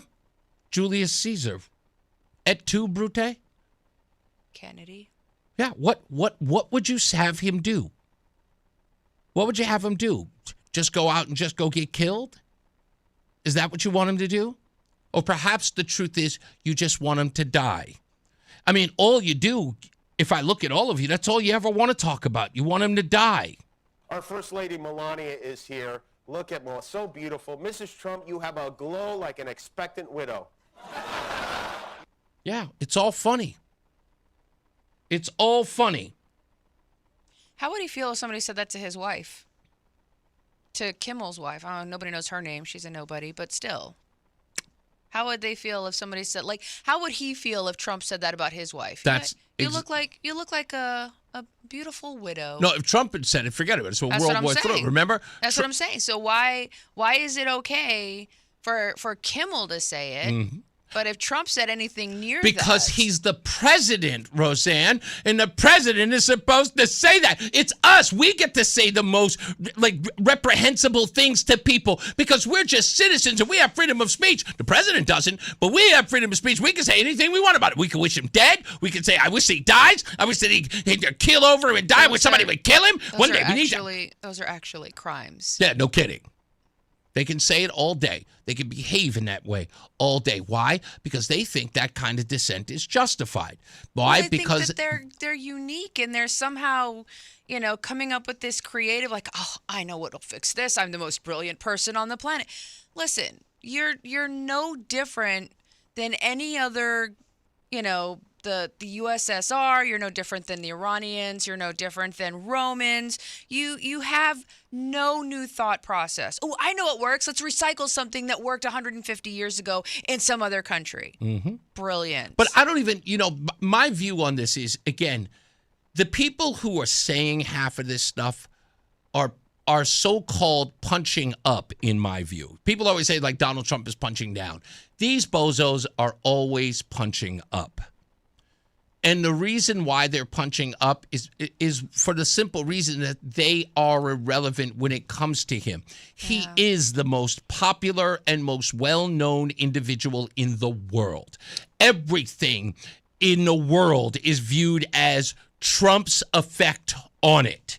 They try to incorporate everything. People think that fashion is a Trump thing. They think that politics is a Trump thing. In Connecticut, ask these knucklehead reporters who are right here in Connecticut and talking to Aaron Stewart or Ryan Fazio or even Betsy McCoy for that matter. Every one of these members, while they're trying to run for the people who incorporate the nutmeg state, every journalist here will say to the Republican, what do you think about Trump? Do you have anything to say about Trump? Would you take a Trump endorsement? Is Trump going to come by? Hey, you call Trump? Does Trump even know who you are? It's all about Trump because they think, not only do they think that it sells newspapers or sells magazine or that people will watch them if they're talking about Trump. The objective to them is to inject someone that they are addicted to. I just figured it out. Mm-hmm. All Democrats think the same, therefore they're the same person. And they respond the same. So they all, the Democrats are irrelevant unless they've been appointed by Pelosi, and they're under the impression that the same thing is true of Republicans, that we are one brain. Mm-hmm. All Republicans are one brain, and you have to go to the main nerve center to get your directives. And if you don't get the main nerve, I lost the brain center for the directives, you don't move. Yeah, it's the Borg. And so, right. Well, yeah. So if we don't get Trump, because I support Trump policies, I am Donald Trump. That's correct. What was that movie? We are all. It's the Borg. No, there was a movie. I'll have to look up and come back to you. By the way, Bob, he said, and I quote, Bob, I'm going to say your quote. Folks, this is exactly what I'm talking about. When you're not paying attention and you're running out of ideas, you get a text like this. Names now? You get a text like this. No. He wrote, Trump said that he was happy that Robert Mueller was dead. Stop the hypocrisy. That's not hypocrisy, sir. He said he was happy. He didn't kill him. That's exactly right. He didn't wish Robert Mueller was dead. He was responding to his death. There's a difference. There's a difference. And you know there is. So when you're reaching for straws and the best you came up with Robert Mueller died of natural causes. Okay? Not apples and apples, my friend. But nice try. Well, but Trump did it first. Yeah, we'll be back. More news, more views. It's Reese on the radio. There's a lot happening in Washington and in your local neighborhood. Follow WTIC News Talk 1080 on the Odyssey app to keep up with the latest. At Odyssey, we believe in creating a diverse and inclusive workforce. We also value the power of community and encourage local organizations to help us in referring qualified applicants to our stations. If you're a community organization interested in receiving our vacancy information, simply email equalemployment@odyssey.com. You'll be notified of all our open positions. That's equalemployment@odyssey.com. And for all our listeners, please visit odysseyinc.com/careers for a list of job openings at all Odyssey radio stations. For years, Gone South has been a podcast about crime in the American South. But for our new season, we're widening the lens.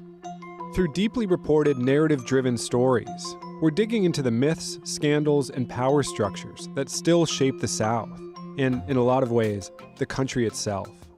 Follow and listen to Gone South Season 5, an Odyssey podcast. Available now on Apple Podcasts, Spotify, or wherever you get your shows. She walked miles with her granddaughters every day at Disney with zero knee pain, but she couldn't have done that months ago. This all started with a visit to QC Kinetics. We have spent the last 4 days going from park to park, walking all day long, no pain. I feel fantastic. Here's what baffles people when they hear Kathy's story. The doctor said, you need 2 full knee replacements. And I said, that's not going to happen. I went to QC Kinetics, started treatment that day. Within a couple of weeks, I was absolutely pain-free. It's the kind of story that QC Kinetics hears from patients all the time. I cannot thank QC Kinetics enough for giving me my life back. I'm active again and loving it. I'm well over a year out. I've had absolutely no pain in either knee. Before you agree to surgery, listen to this. Think about it. Tomorrow is Animal Kingdom, so yeah, gotta go. Kathy's glad she took them up on the free consultation. We have one set aside for you. Call QC Kinetics, 860-440-PAIN. That's 860-440-PAIN. 860-440-PAIN. And now, a WTIC news update. It's 3:30. Good afternoon. I'm John Silva, WTIC 1080 News. Sunny skies, 71 degrees the temperature in Hartford. Acting Attorney General Todd Blanche addressed the shooting Saturday at the White House Correspondents' Dinner. Law enforcement did not fail. Blanche speaking after suspect Cole Thomas Allen was formally charged this afternoon with attempting to assassinate President Trump. This man was a floor above the ballroom with hundreds of federal agents between him and the President of the United States. The Department of Justice approaches incidents like this with urgency and clarity of purpose. The AG said violence of any kind cannot be condoned, nor will it be tolerated. Violence has no place in civic life. It cannot and will not be used to disrupt democratic institutions or intimidate those who serve them, and it certainly cannot continue to be used against the President of the United States. State House is poised to pass a bill that would ban cell phones in classrooms. Several cities and towns have already enacted their own bans. Some say the bill is an overreach, but supporters say kids shouldn't have the distraction while in the classroom. One person is dead following a shooting in the town of Andover on Sunday. State troopers responded to Galeed Road on a call of a medical assist. They don't believe there's any criminal aspect to the shooting, which is still under investigation. Troopers also say they're investigating an untimely death in North Stonington. They were called to Putker Road in town this morning. Woman found in a pond. Her husband apparently called police to report her missing. Iran has offered to end its control over the Strait of Hormuz if the U.S. lifts its blockade and ends the war. That's according to regional officials. Proposal that emerged today would delay discussions on the Iranian nuclear program. President Trump seems unlikely to accept that offer. The blockade prevents Iran from selling oil, affecting global prices and economies. WTIC News Time is 3:32. Sam's got the forecast. Bright sunshine will continue through your ride home this afternoon into the evening hours, and temperatures pleasant in the 60s to near 70 across the area. Nice evening, but cooling down, and the sun will be going down at 7:45. Overnight, mainly clear, cool, lows down into the 30s and 40s, about 35 to 45 when you count some of the colder towns and some of the warmer towns by your Tuesday morning. Otherwise, tomorrow, mixed sun and clouds, highs averaging in the 60s to possibly near 70 once again. Wednesday, mixed sun and clouds, highs in the mid-60s. More clouds filtering that sun in the afternoon ahead of a cold front and low pressure. That will give us some showers Wednesday night with a period of rain Thursday, but cooler, only in the 50s. Have a safe afternoon, everyone. I'm meteorologist Sam Samperi. Checking traffic in Windsor, southbound 91. Look out between exits 34 and 33. Right and center lanes taken out due to a tractor-trailer crash. I'm John Silva, WTIC 1080 News. Time now for today's Spotlight on Tech, sponsored by Ethos. A study from French investment bank BNP Paribas finds that while OpenAI's ChatGPT continues to be the AI chatbot leader, it lost both web traffic and mobile app search share in March to Anthropic's Claude and Google's Gemini. Gemini's share of daily average users in March rose to more than 16%, while Anthropic's Claude more than doubled its daily user rate to 1.8%. I'm Jason Brooks. My name is Whitney Allen, and I'm a widow. My husband, Ryan, died. We never thought we'd ever have to use life insurance, but the unexpected happened. With Ethos, signing up was fast and 100% online. You can get a quote in seconds, apply in minutes, and get same-day coverage. No medical exams, and you can get up to $3 million worth of coverage. I'm grateful we were prepared. Get your free quote at ethos.com/radio. That's ethos.com/radio. Paid spokesperson. Time spent on application may vary. Online health questions required. I'm Matt Morgan of Morgan & Morgan, America's largest injury law firm. I've had the privilege of seeing miracles, broken families rebuilt, every crash, every workplace injury, every medical mistake. Fighting back can work. We've gone toe-to-toe with insurance giants, and we've won a lot. Over $30 billion recovered. Size matters. Reputation matters. Results matter. There's only one Morgan & Morgan. Injured? Dial pound law. Nicholas Russo, 157 Church Street, New Haven, 06510. Do you owe the IRS $10,000 or more in back taxes? Penalties and interest are piling up every single day. Wage garnishments and bank levies could hit any moment. If you've been avoiding it out of fear, you're not alone. But waiting only shrinks your options and ramps up the stress. The truth is, the IRS settles with taxpayers every day through legitimate programs, and many qualify to reduce what they owe, in some cases by up to 99%. That's why thousands turn to helpwithirsdebt.com. They've guided over 120,000 Americans, resolved more than $2.3 billion in tax debt, and back every case with their ironclad resolution guarantee. If there's no real path forward, you get a full refund, no fine print. They even randomly select one qualifying client each year and pay off their entire IRS balance. Terms apply. Don't let another day pass. Go to helpwithirsdebt.com right now. It's fast, easy, and confidential. Find out what's possible today. Helpwithirsdebt.com. Once again, that's helpwithirsdebt.com. There's a new kind of energy at Starbucks. When your day needs a reset, try the all-new Energy Refreshers. Strawberry acai, mango dragon fruit, or the all-new mango strawberry. The refreshers you love, now with extra caffeine. New Energy Refreshers, only at Starbucks. At Liberty Mutual, we love helping people with things like customizing car insurance, just like how we customize a song for you. Catered country tune. Liberty Mutual, saving you bucks by protecting your truck. 'Cause Birdie told me to only pay for what I need. Thank you, Limu. I'll always trust in Limu with Liberty, Liberty, Liberty, Liberty. Confidence is knowing you're ready to handle whatever comes your way. That's what it feels like to take on your workday with Cintas. They make sure your AEDs are up to date, your fire extinguishers are tested and inspected, your floor mats are cleaned and delivered, and your workwear looks good, feels good, and is freshly laundered with the Cintas Apparel Plus program. So are you ready to take on today? Visit Cintas.com and get ready for the workday. Carpal tunnel syndrome. Heart failure that doesn't improve with common medicines.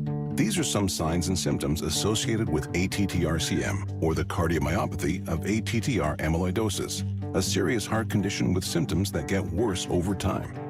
Amvuttra, vutrisiran, is a prescription medicine given by a healthcare provider that treats ATTR-CM in adults to reduce heart-related death, hospital stays, and urgent visits. In a clinical study, Amvuttra was proven to help people live longer and have fewer heart-related hospital stays and urgent visits over 3 years compared to placebo. Amvuttra lowers the amount of vitamin A in your blood, which can affect vision. Other side effects include pain in the arms or legs, pain in the joints, and shortness of breath. These are not all the possible side effects of Amvuttra.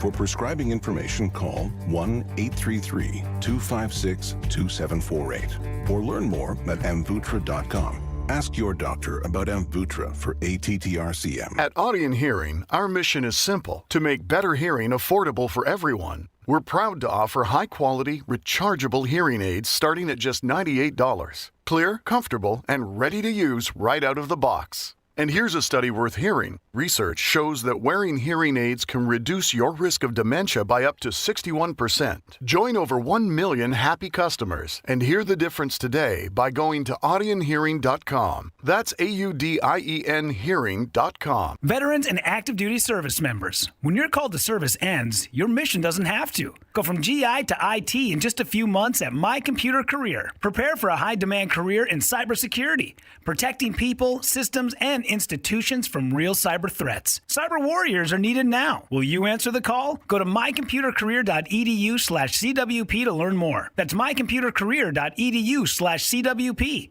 an elite CompTIA certification partner. VA education benefits are available to those who qualify. Spider-Man, Spider-Man. Hey, He's your friendly neighborhood Reese on the radio. right now on News Talk 1080 WTIC. All right, we're back. Reese on the radio. I want to play this, and I just sent this, Roseanne just sent this to Adam 12. Andy Ogles, I think is how you pronounce his last name. I hope it is. He's a representative out of Tennessee, and he was present at the White House Correspondents' Dinner on Saturday. And he is telling the story to other journalists about what he experienced at the moment that people started ducking under tables. And this goes right to my point that I made, and I know I'm on par here. I don't have to listen to a bunch of corny talk show hosts to know what I'm talking about. That's why I don't follow their lead and I don't listen to their shows.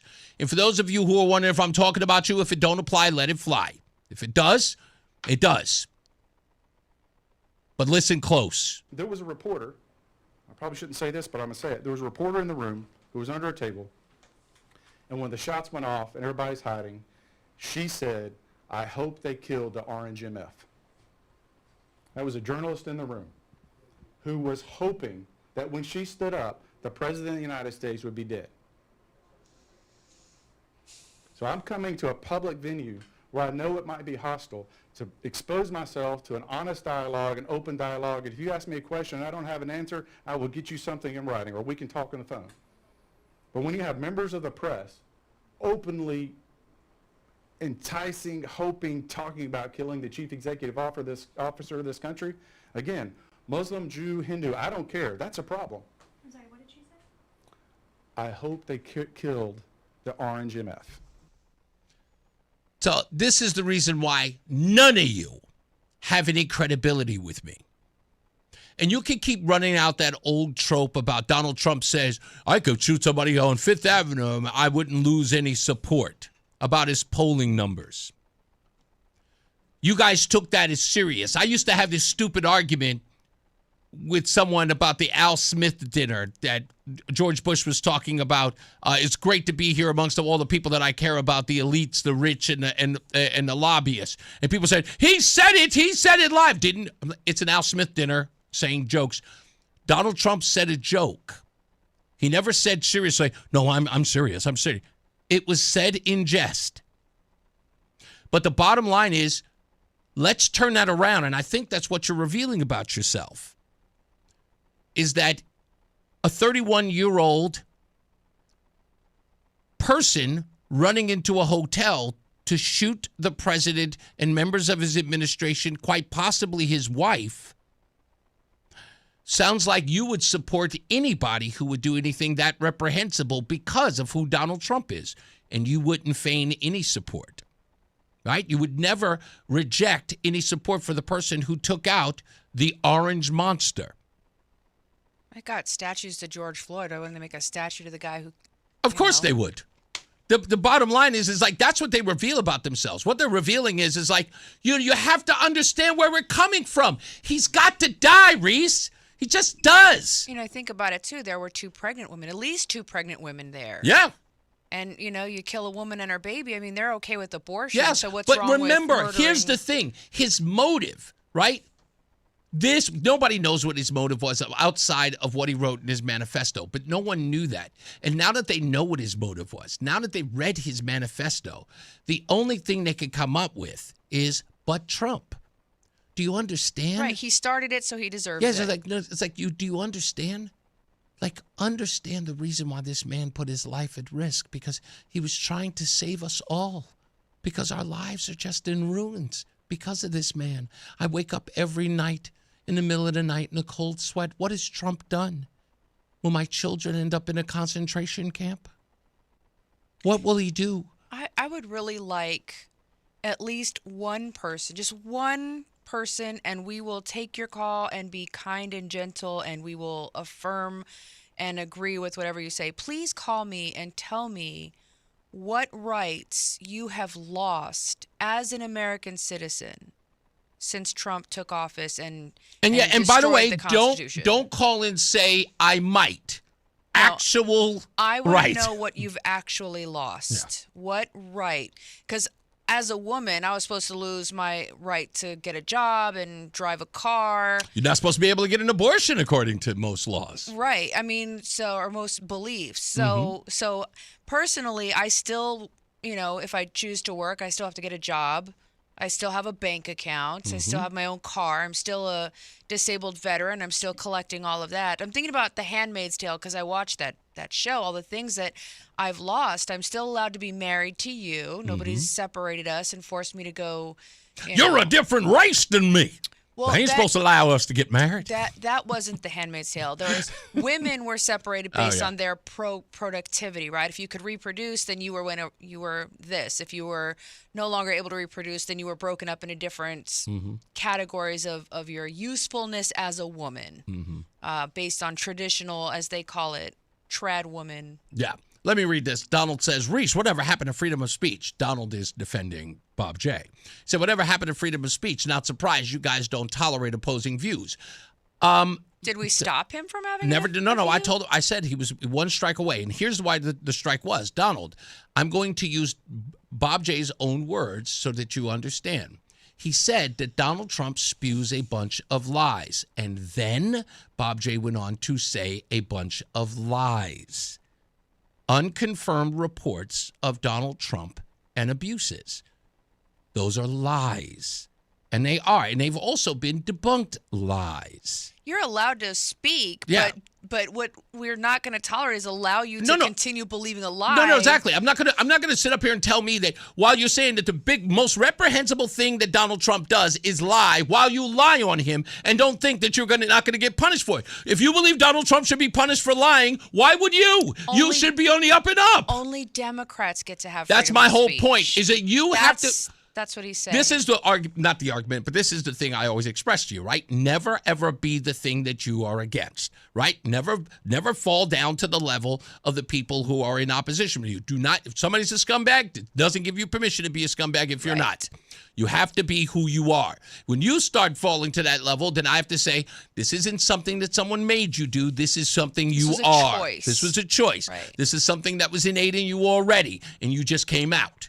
Right? That's all it is. So when I hear these people talking this stuff about, but he lies all the time while you incessantly lie? No. Hey, Donald, can you tell me which part of the First Amendment we Yeah, I didn't violate anything. In fact, I want to see what Donald has to say. Like, which part of, did we suppress him? Did we censor him? Did we prevent him from being heard? I'm going to take phone calls very soon, and I thank everybody for holding. But I got so much stuff to get to, so you just wait for me.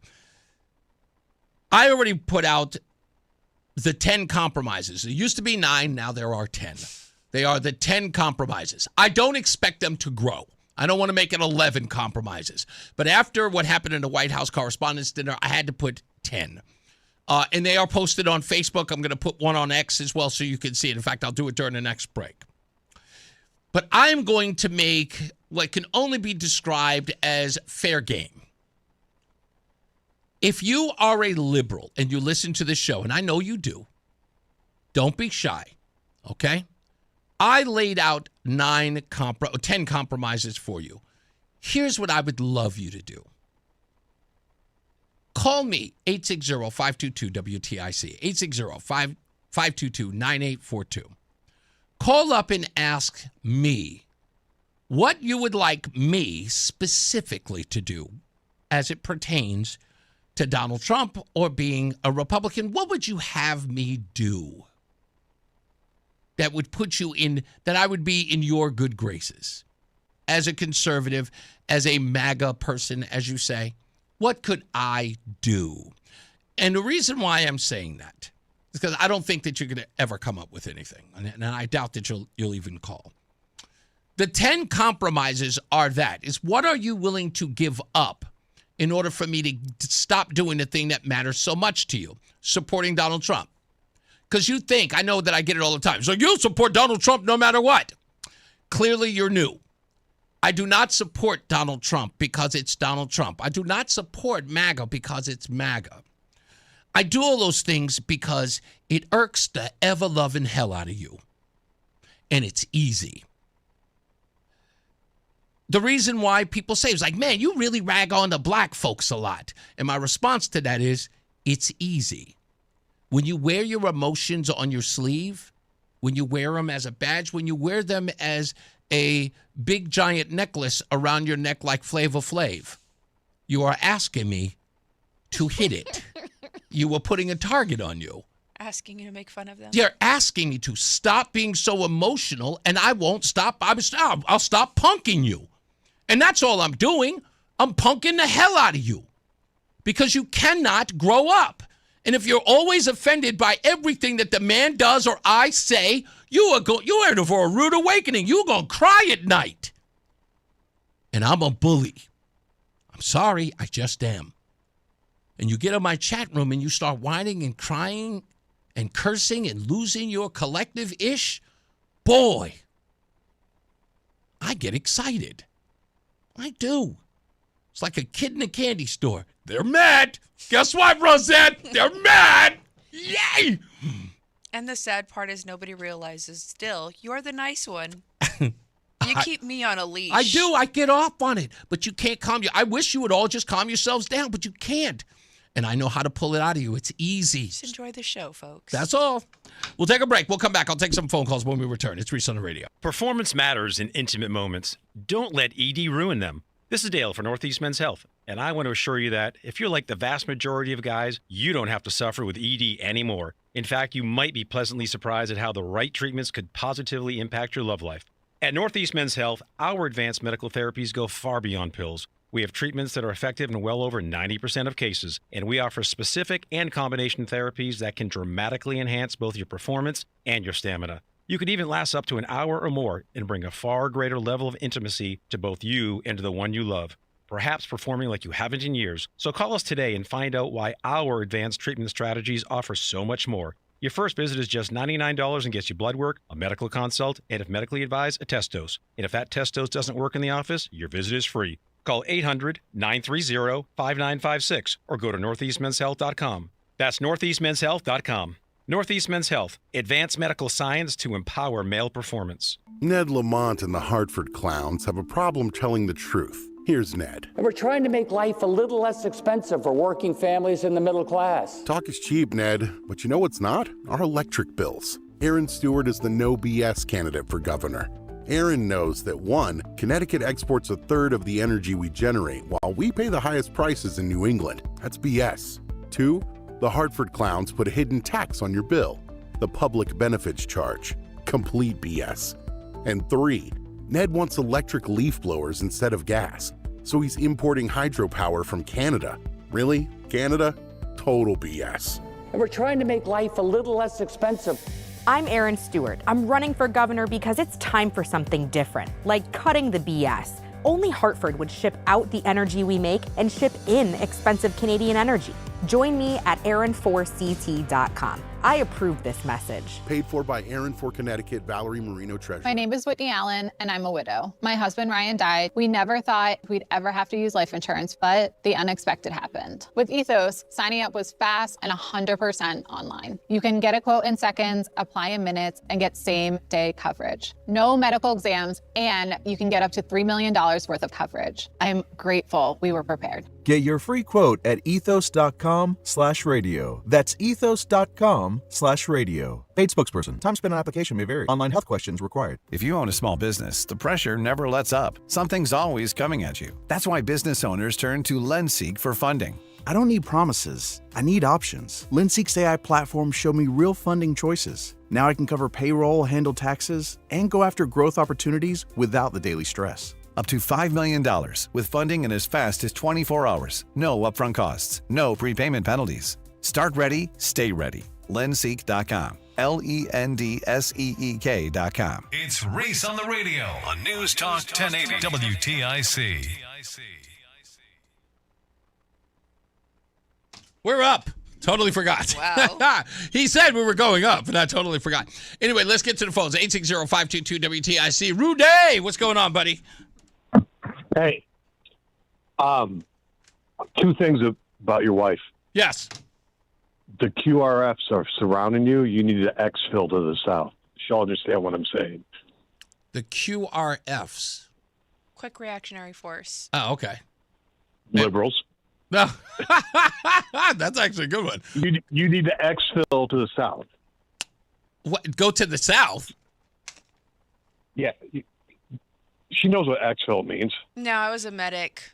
That exfil would So probably was be I. more of a. Okay. Well, I was in the Army, so So was it's I. different.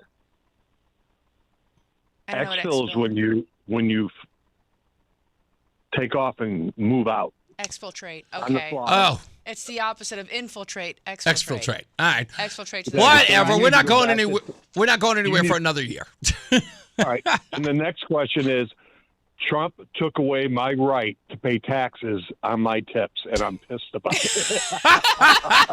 Listen, I'm a little. I feel that for you. I really feel that pain for you. I will pray for you and your quick recovery. I literally, depending on the time of year, take home $1,200 to $1,500 a week. And obviously, when the snowbirds aren't here, it's lower. Right. But now my pay's gone up because I'm not paying taxes on tips. So I'm kind of pissed off that I'm not like. Can you stop using that word? It puts you in a higher that tax I'm not bracket. supporting transgender bathrooms in Connecticut. Yeah, I know. But here, I got three things for you. I sent you something in your DMs. Okay. And Florida the House just passed the law abolishing property taxes, 80 to 30 vote. Wow. It's going to the Senate. Want to go to Florida? So we might lose property taxes. The second thing is there's a redistricting map going Yes. on record right 4 now. new seats. 4 new seats. That's right. And Let's I do sent it. you a picture of it. Yeah, I know. I'm looking at it. So the other thing is I'm so disgusted. Governor Lamont yesterday came on Twitter and condemned the shooting at the Correspondents' Dinner. It's people like Lamont, Murphy, Schumer, Dollar Store Obama, Jeffries, that's rhetoric causes this. They're the ones that fire these people up to do these things. Yeah, but they can't. Remember, they're not responsible for what all of their supporters end up doing. I don't, like I said, I don't listen to a word these people say, and I don't care what they say. The facts are the facts. It really doesn't matter if they don't think that they're responsible. It really doesn't matter if they don't think, well, there's nothing to do with us. The facts are the facts. I'm no longer trying to convince people, the left or anybody else of that matter. We know what the truth is. I am so done of being obsessed, as many people on the right are. They're so obsessed with getting the right or the left to recognize it's your rhetoric. I don't need them to be convinced. It is what it is. It would be like trying to convince a dum-dum that the sky is blue. It's like, why would I bother? It's blue. I don't care if you think it's green. It means nothing to me. The worst thing out of everything I just said was Supreme Court came down and ruled in favor of Texas. Texas, yeah. We got all of this. Come on, man. You know this. And they're redistricting. Yeah. Well, this is what screws it up. What, Virginia? Yeah, they're not going to overturn Virginia. Nope. That's getting done. I already read it. It was overturned. Yeah, it's going to the Supreme Court and it's overturned. They were waiting for the yes vote so it could be overturned. Yeah. We're way ahead of the curve on this one, man. Oh, I know. So Florida's going to go through. Yeah, we know that. Right. So we've got Texas that has gone almost completely red. We've got Florida that's got 4 new red seats. So Virginia's attempt to we had fix this. it. We've already, not only did we even the battlefield out, but we are now in a better position. Oh, man, I got to go to traffic. Hey, Rudy, thank you, buddy. This might be the first time that the House doesn't flip during a red president. I know. Somebody told you that 6 months ago. I'll be back. Let's get to our first check of weather and traffic. Tom O'Hanlon, he's in for Mark Christopher in the BPS Lawyers Traffic Center. I'm Tom O'Hanlon from the BPS Lawyers Traffic Center. In East Hartford on 84 westbound, we're slowing down from exit 56 to 45. West Hartford is getting busier eastbound with congestion from exit 44 to 51. On Route 2 westbound, we're loaded up above Wilbur Cross heading up into 84 westbound, and Route 3 looks pretty good. We've had plenty of problems with a crash that happened in Windsor on 91 southbound. A tractor-trailer involved there between exits 34 and 33. The right and center lanes were taken out, so the backups now begin at around Bloomfield Avenue going southbound. Northbound 91, some stop and go going through Windsor, and 91 looks okay both ways between Hartford and New Haven. In West Haven, delays on 95 northbound between exit 40 and 43. Traffic and weather together on the 8th. WTIC News Talk 1080. Please don't text and drive. A message from the Connecticut Department of Transportation.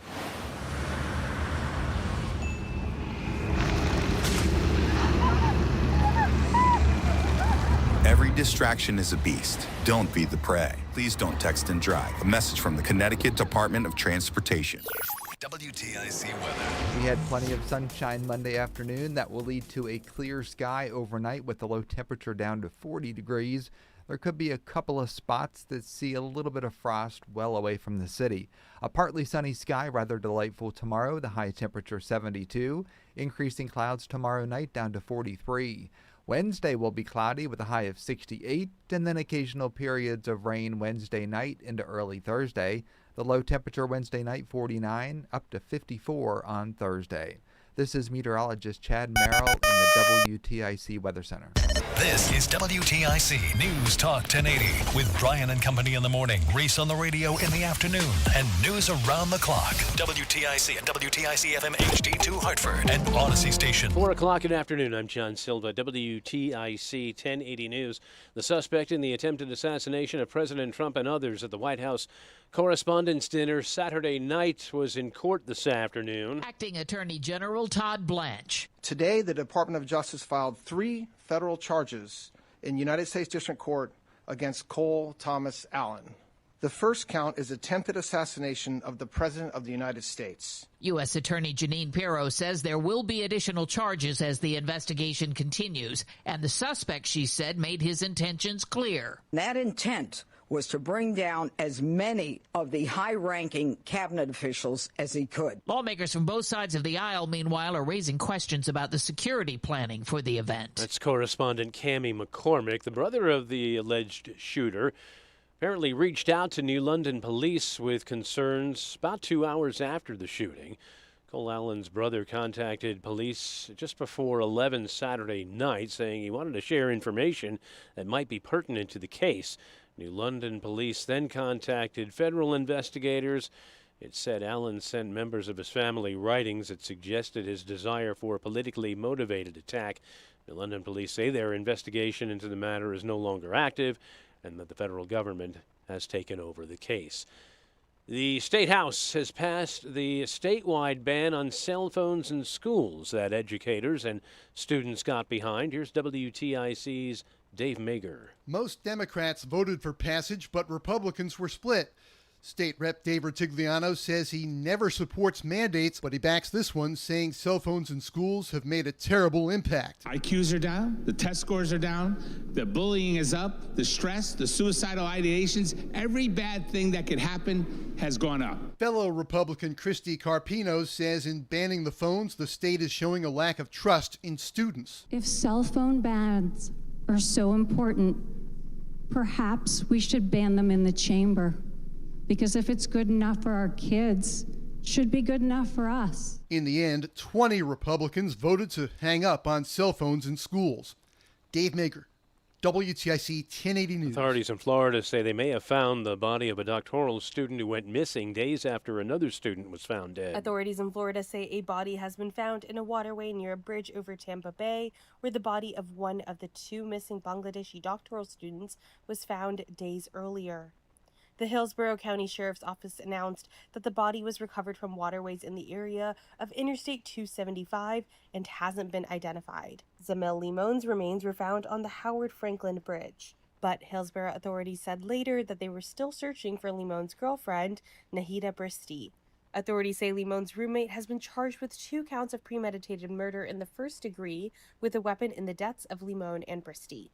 I'm Haya Panjwani. Local and state officials say they're pleased with the progress to this point regarding the highway reconfiguration at Interstates 691 and 91 and the Route 15 interchange.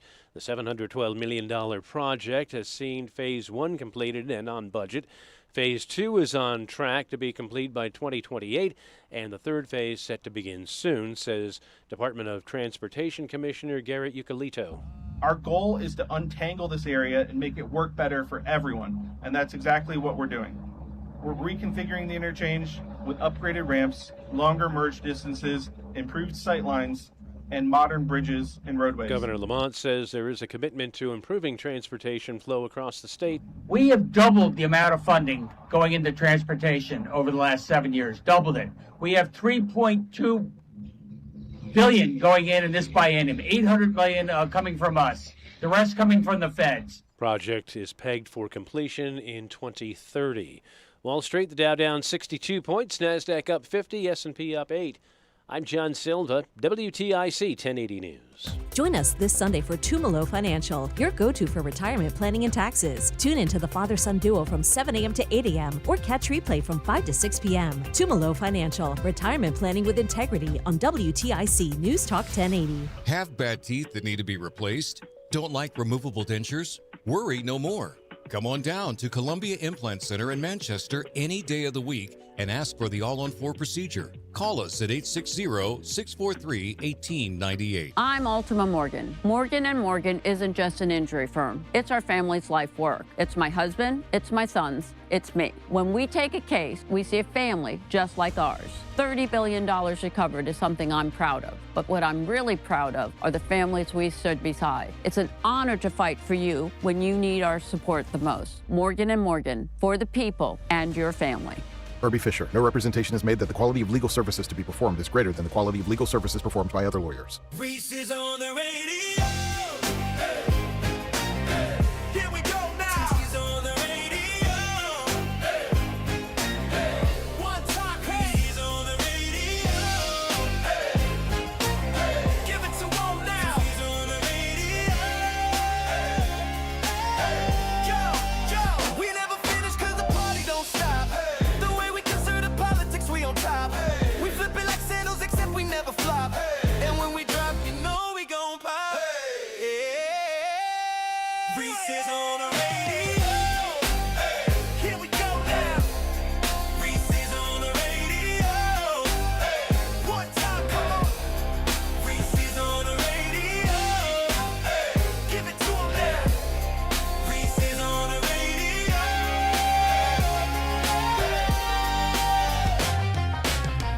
All right, coming up on the second half of Reese on the Radio, we'll be giving shout-outs, of course, to Matt Sorois, to Karen Thomas, and, of course, my new best friend, Steve Prelli of Ledgestone Orchard, and at ledgestoneorchard.com, because, Roseanne, what do you want from that place? Do you want... I want all the things. Steve, I don't know if you're going to be able to give her all the things, but I promise you we'll pay. Turns out he's out in Lebanon. So check him out, ledgestoneorchard.com.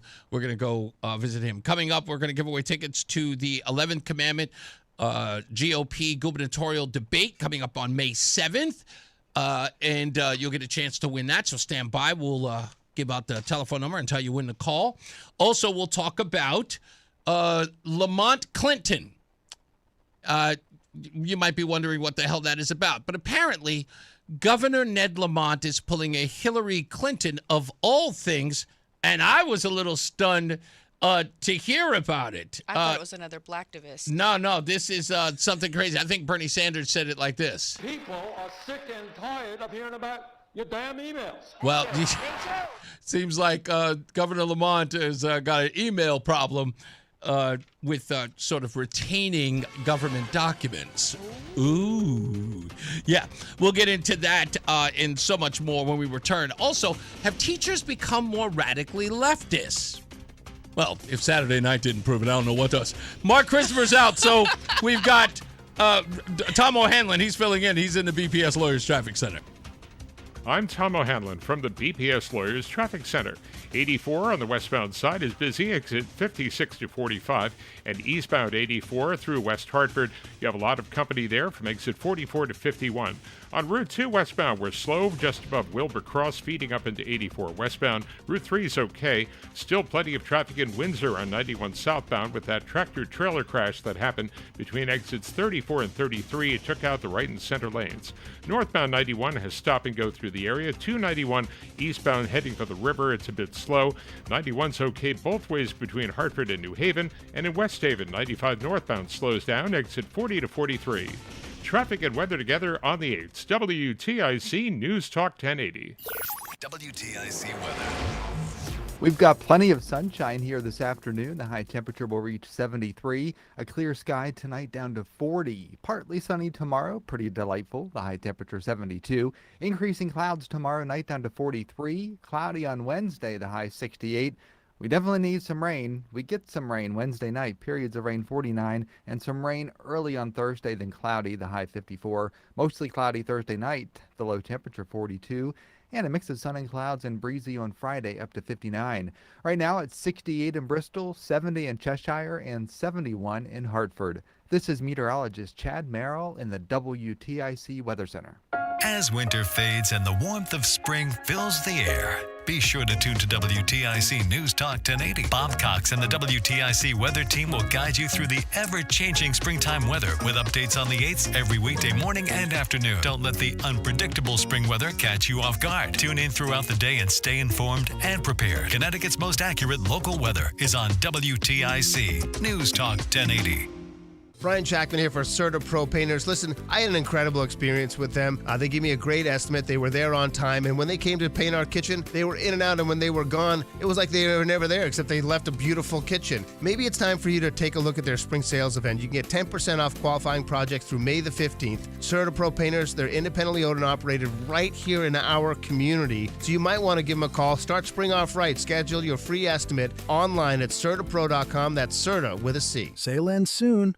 Don't wait. Is reviewing life insurance on your to-do list? Now's the perfect time to add it. A friend recently told me that securing life insurance sooner rather than later can help you lock in lower rates for years to come. So I bumped this up on my list and got it done. I called SelectQuote and couldn't believe how easy and affordable life insurance is. I'm 40 and got a $500,000 policy for $16 a month. My husband's also 40 and his $500,000 policy was only $18 a month. Plus, with SelectQuote same-day coverage, there was no medical exam required, and we were covered by the time we hung up. Knowing I have this checked off my list feels amazing, but the peace of mind knowing my family is protected feels even better. Call SelectQuote at 1-800-329-1010.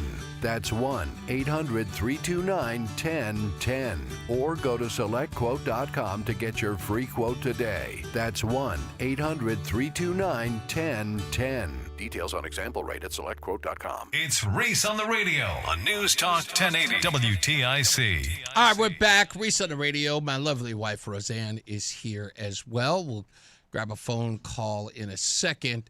I want to say that someone was writing in the chat room here. I think his name is Krill. He said, I voted for Trump 3 times.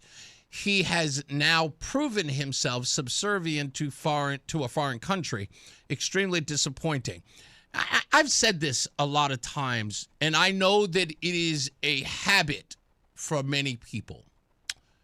You use the word here you should not have. Proven.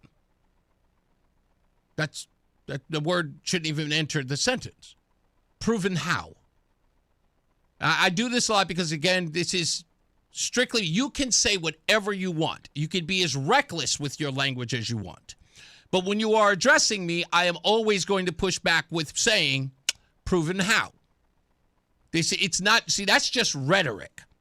So it's proven that he is at the behest of a foreign country, or subservient, as you said, prove that he is subservient. You say it's proven, therefore evidence has been displayed and it is irrefutable. Please display said thing. Or you can recalibrate and write something, I believe. It's been said. My opinion is. My opinion is. That's fine. But don't use words like proven. With all due respect, just don't.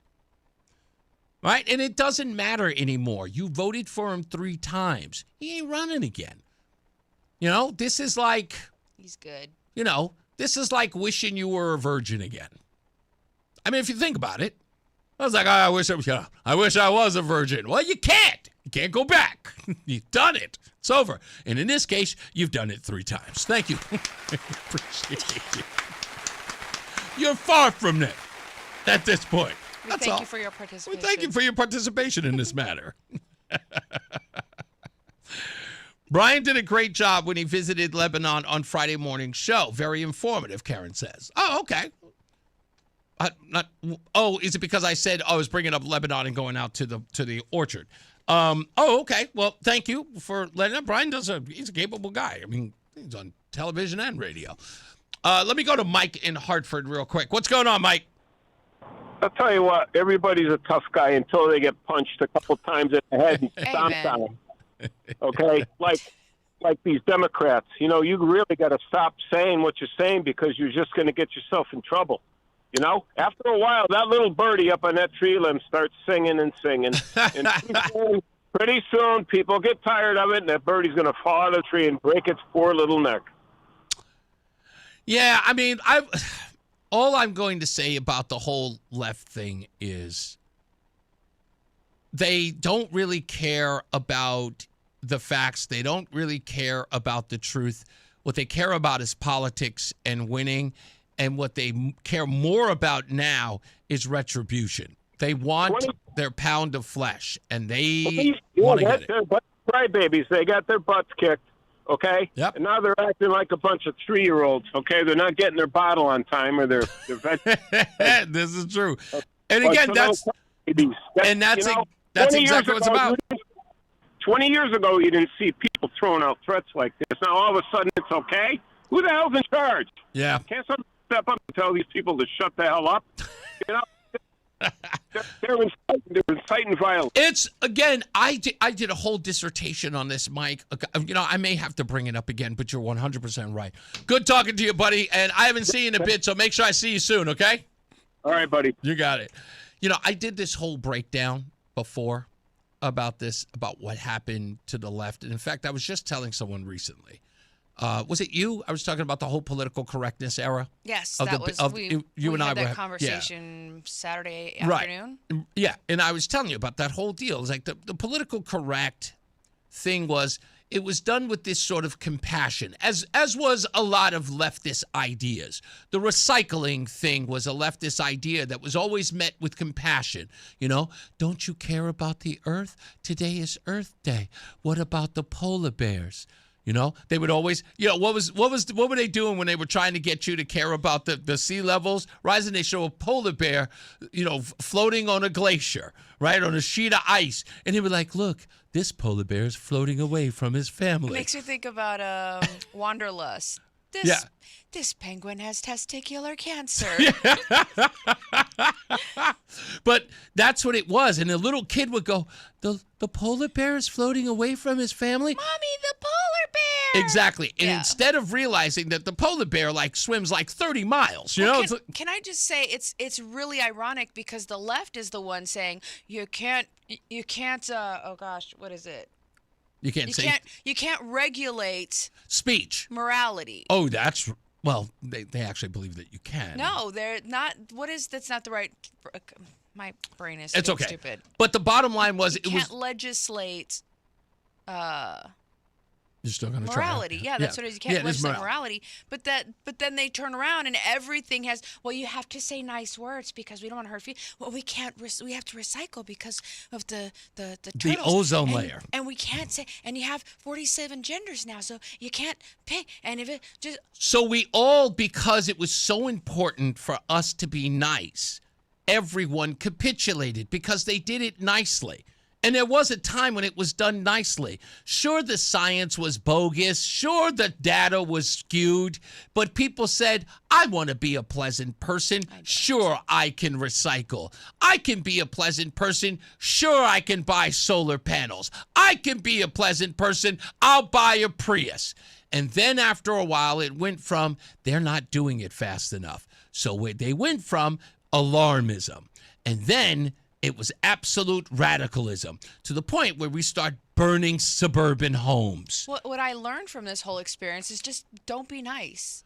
Well, yeah. Being nice is the problem. And I don't mean, in your general everyday activities with other persons, right?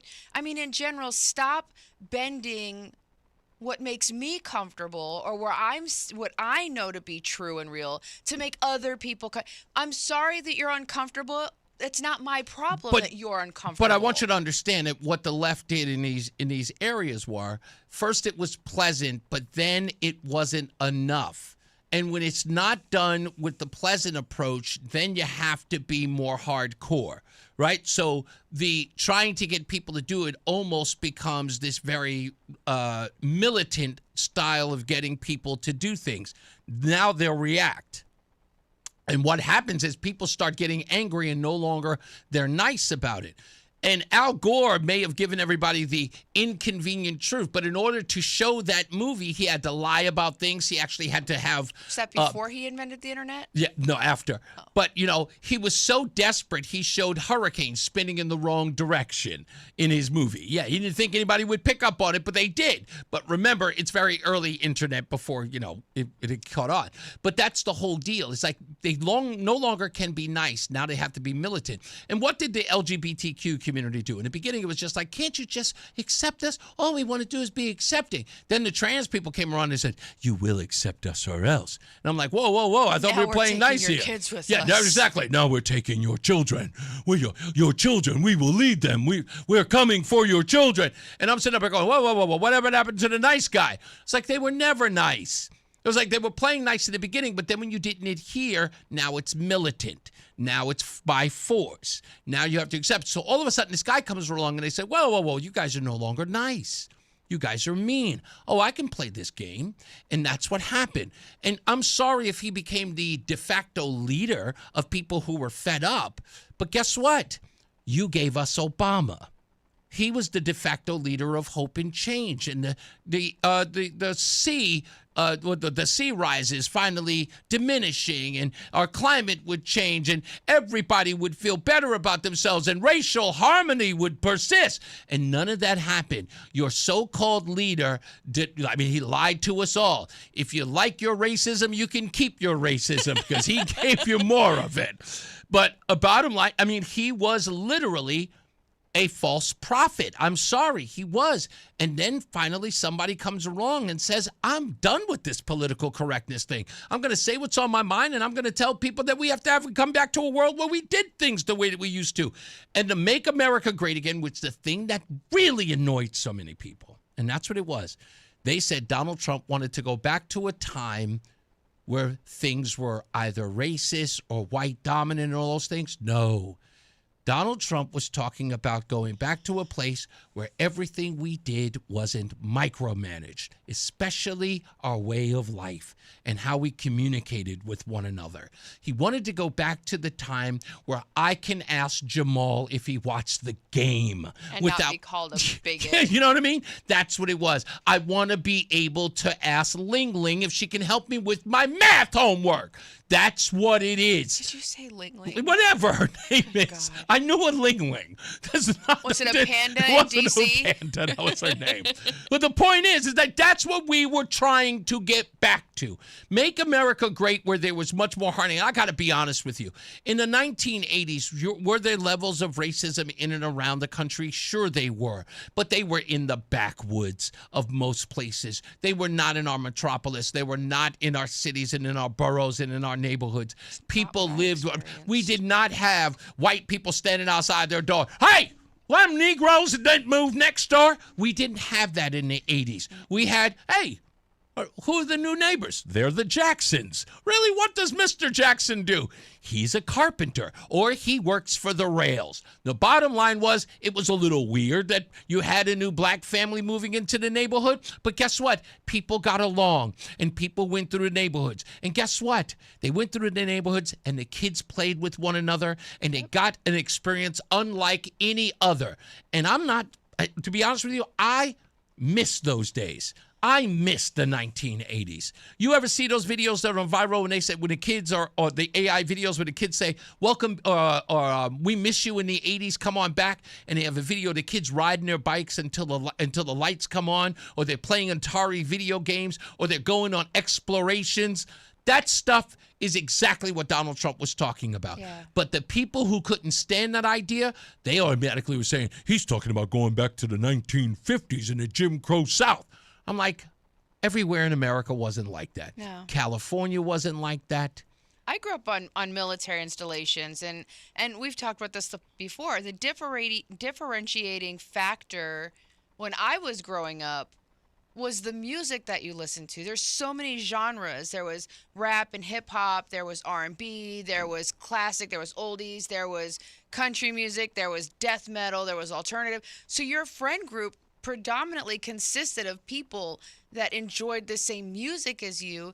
It wasn't based on race. It was, I mean, we had this guy who was really tall. His name was Stuart, black guy. And, you know, me and my brother were Hispanic, and there were some white folks and some Hawaiians. I mean, we that's what we separate ourselves by, was our music.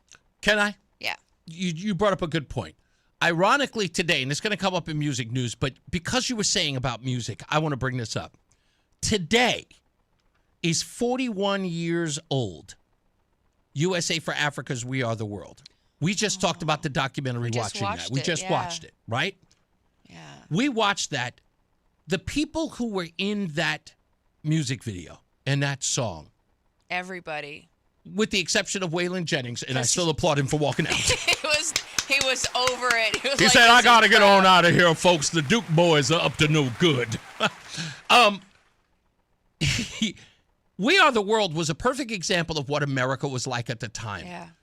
Seeing Huey Lewis, Kim Carnes, Cyndi Lauper, Lionel Richie, Stevie Wonder, drunk-ass Al Jarreau.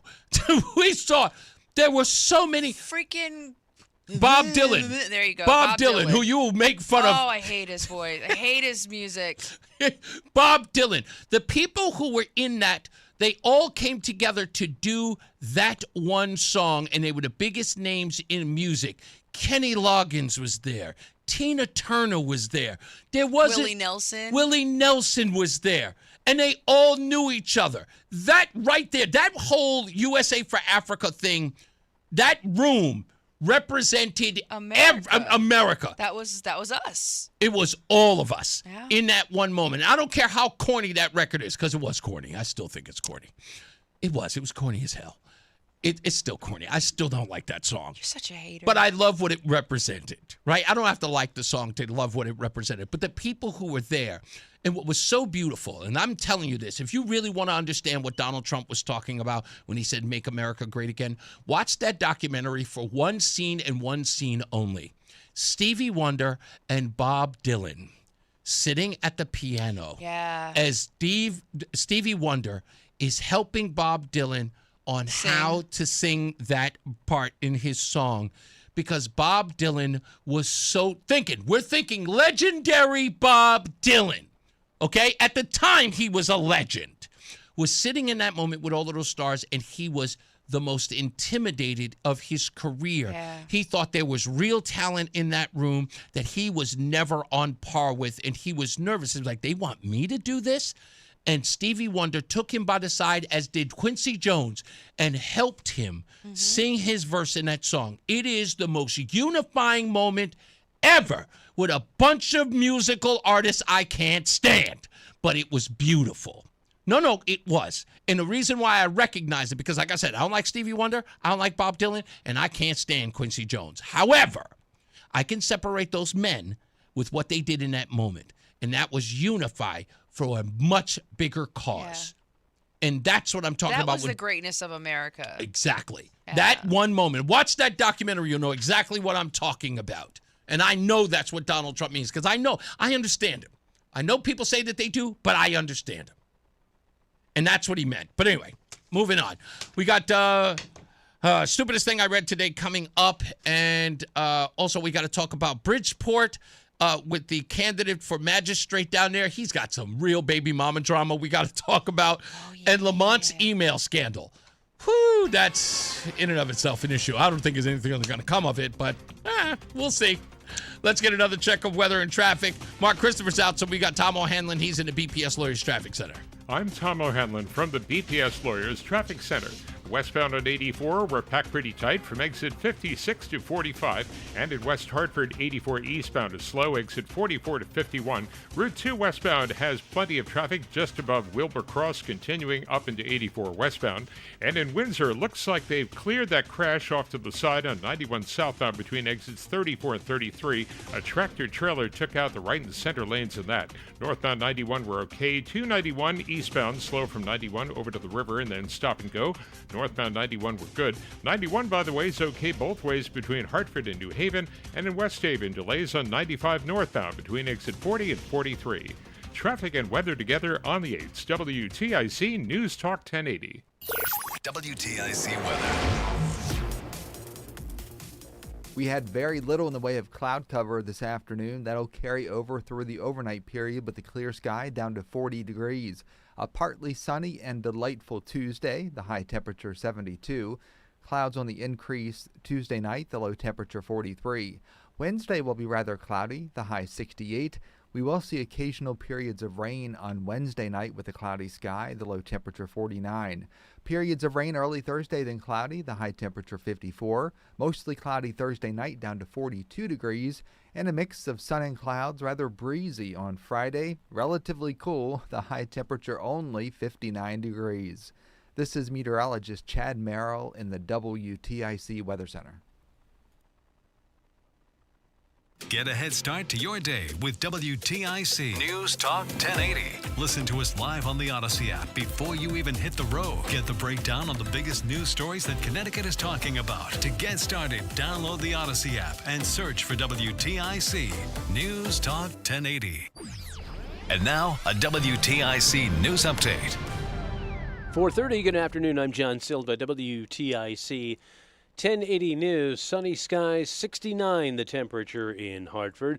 Man accused in the shooting at the White House Correspondents' Dinner Saturday night was in court today. Here's correspondent Cammie McCormick. The suspect was charged with trying to assassinate the president, but U.S. Attorney Janine Pirro said there will be more charges. Cole Allen's journey of accountability in the criminal justice system starts today. While Acting Attorney General Todd Blanche defended the actions of security personnel. Law enforcement did not fail. They did exactly what they are trained to do. The incident has prompted reviews, including by the White House. The Secret Service said today it will enhance security at events moving forward. And security at big events involving the president expected to be the topic of discussion sometime this week. White House Press Secretary Caroline Leavitt. There will be a meeting early this week convened by the White House Chief of Staff Susie Wiles with top DHS leadership, members of the United States Secret Service, and our own operations team here to ensure the safety and the security of the president, as we do have many of these major events moving forward. So we're always monitoring operations and procedures, always asking the tough questions to ensure the president is safe. A bill that would ban cell phones in the classroom has passed the State House. Other cities and towns have passed their own bans already. The bill now heads to the Senate. And King Charles has arrived in the U.S. on a 4-day state visit aimed at celebrating the country's 250th anniversary.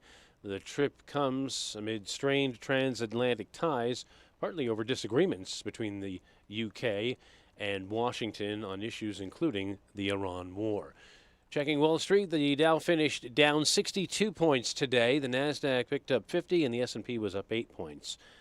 For these stories and more, go to WTIC.com. I'm John Silva, WTIC 1080 News. Last year, I had back pain radiating down my right leg.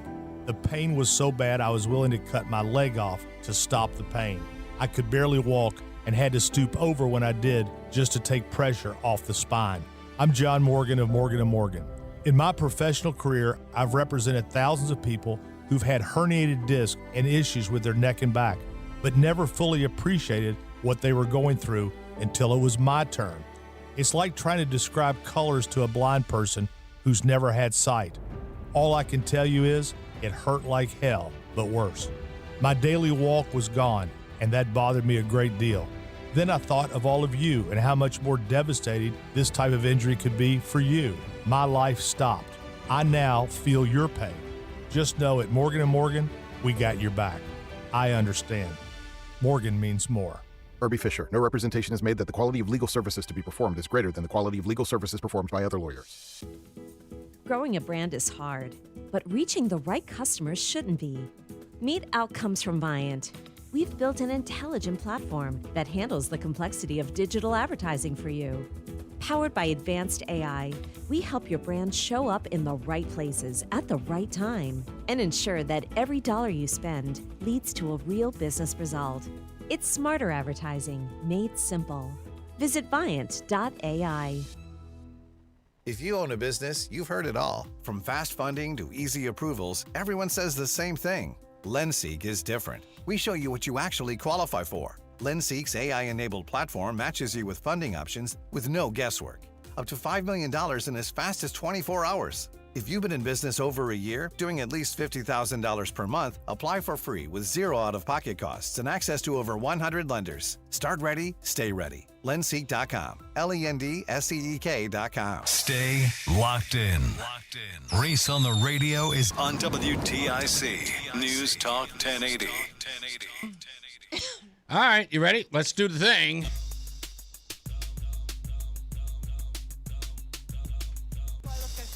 Yes, you do. Stupid as can be. This could very well be the stupidest person on the face of the earth. The stupidest thing I've read today. This is going to immediately tick off Roseanne. I'm telling you right now.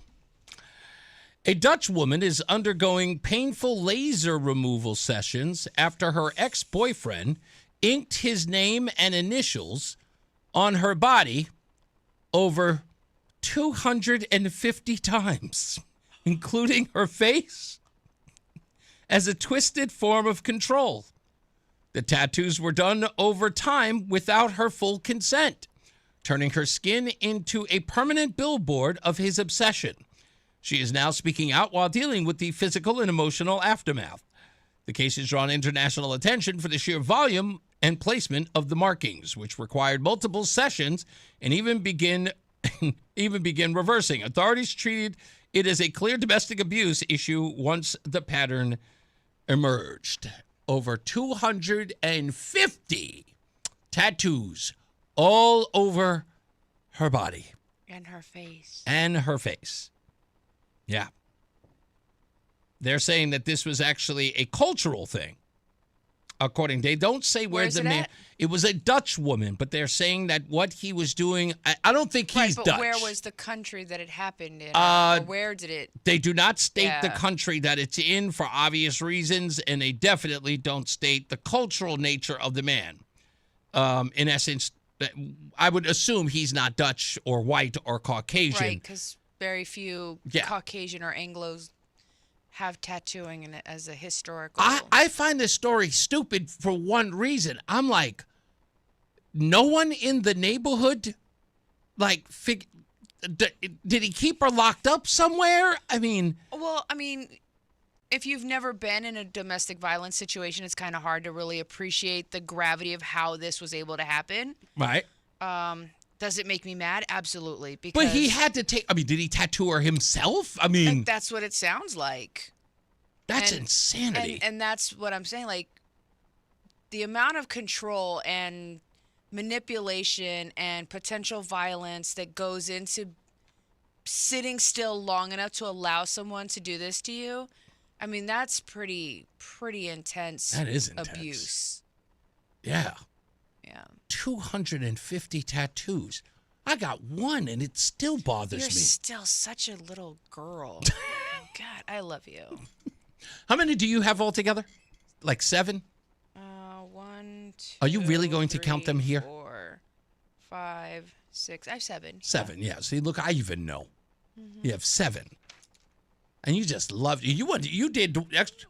Of course you do. Roland has 7, too. Row to row. I'm never getting another one. I know, because you're fragile. You're delicate. I'm not being a baby.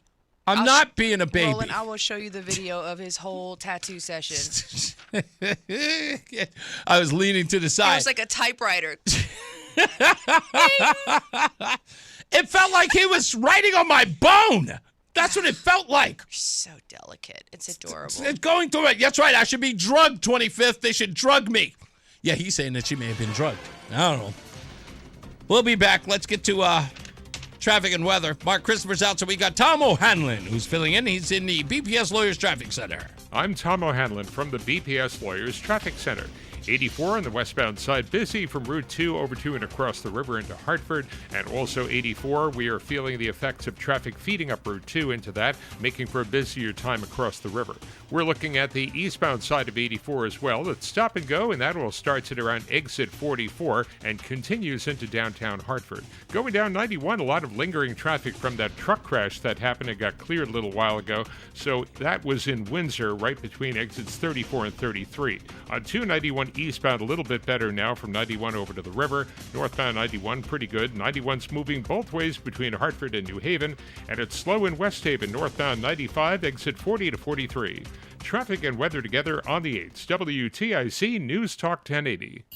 WTIC weather.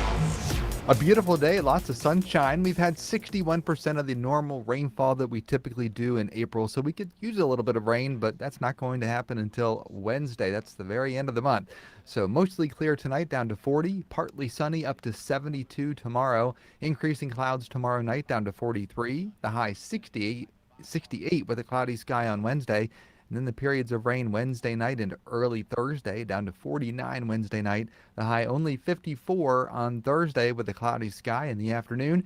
Thursday night, mostly cloudy, 42, and then a breezy day on Friday, a mix of sun and clouds up to 59 degrees. Right now, it's 68 in Plainville, 70 in Newington, and 72 in Hartford. This is meteorologist Chad Merrill in the WTIC Weather Center. There's a new kind of energy at Starbucks. When your day needs a reset, try the all-new energy refreshers. Strawberry acai, mango dragon fruit, or the all-new mango strawberry. The refreshers you love, now with extra caffeine. New energy refreshers, only at Starbucks. At a huge law firm, does your case feel lost? And at a small firm, they might not have the muscle to truly fight for you. At BPS Lawyers, we're small enough to give your case the personal attention it deserves, yet large enough with the resources and expertise to get the job done right every time. BPS Lawyers, your lawyers for life. Glastonbury, Hartford, Essex, East Hampton, New Hartford, and Simsbury. Visit bpslawyers.com or call 860-CALL-BPS. Nick Payne-Dearest is responsible for the content of this ad.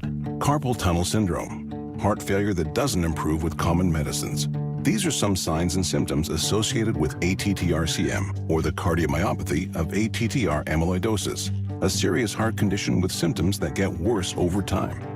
Amvuttra, vutrisiran, is a prescription medicine given by a healthcare provider that treats ATTR-CM in adults to reduce heart-related death, hospital stays, and urgent visits.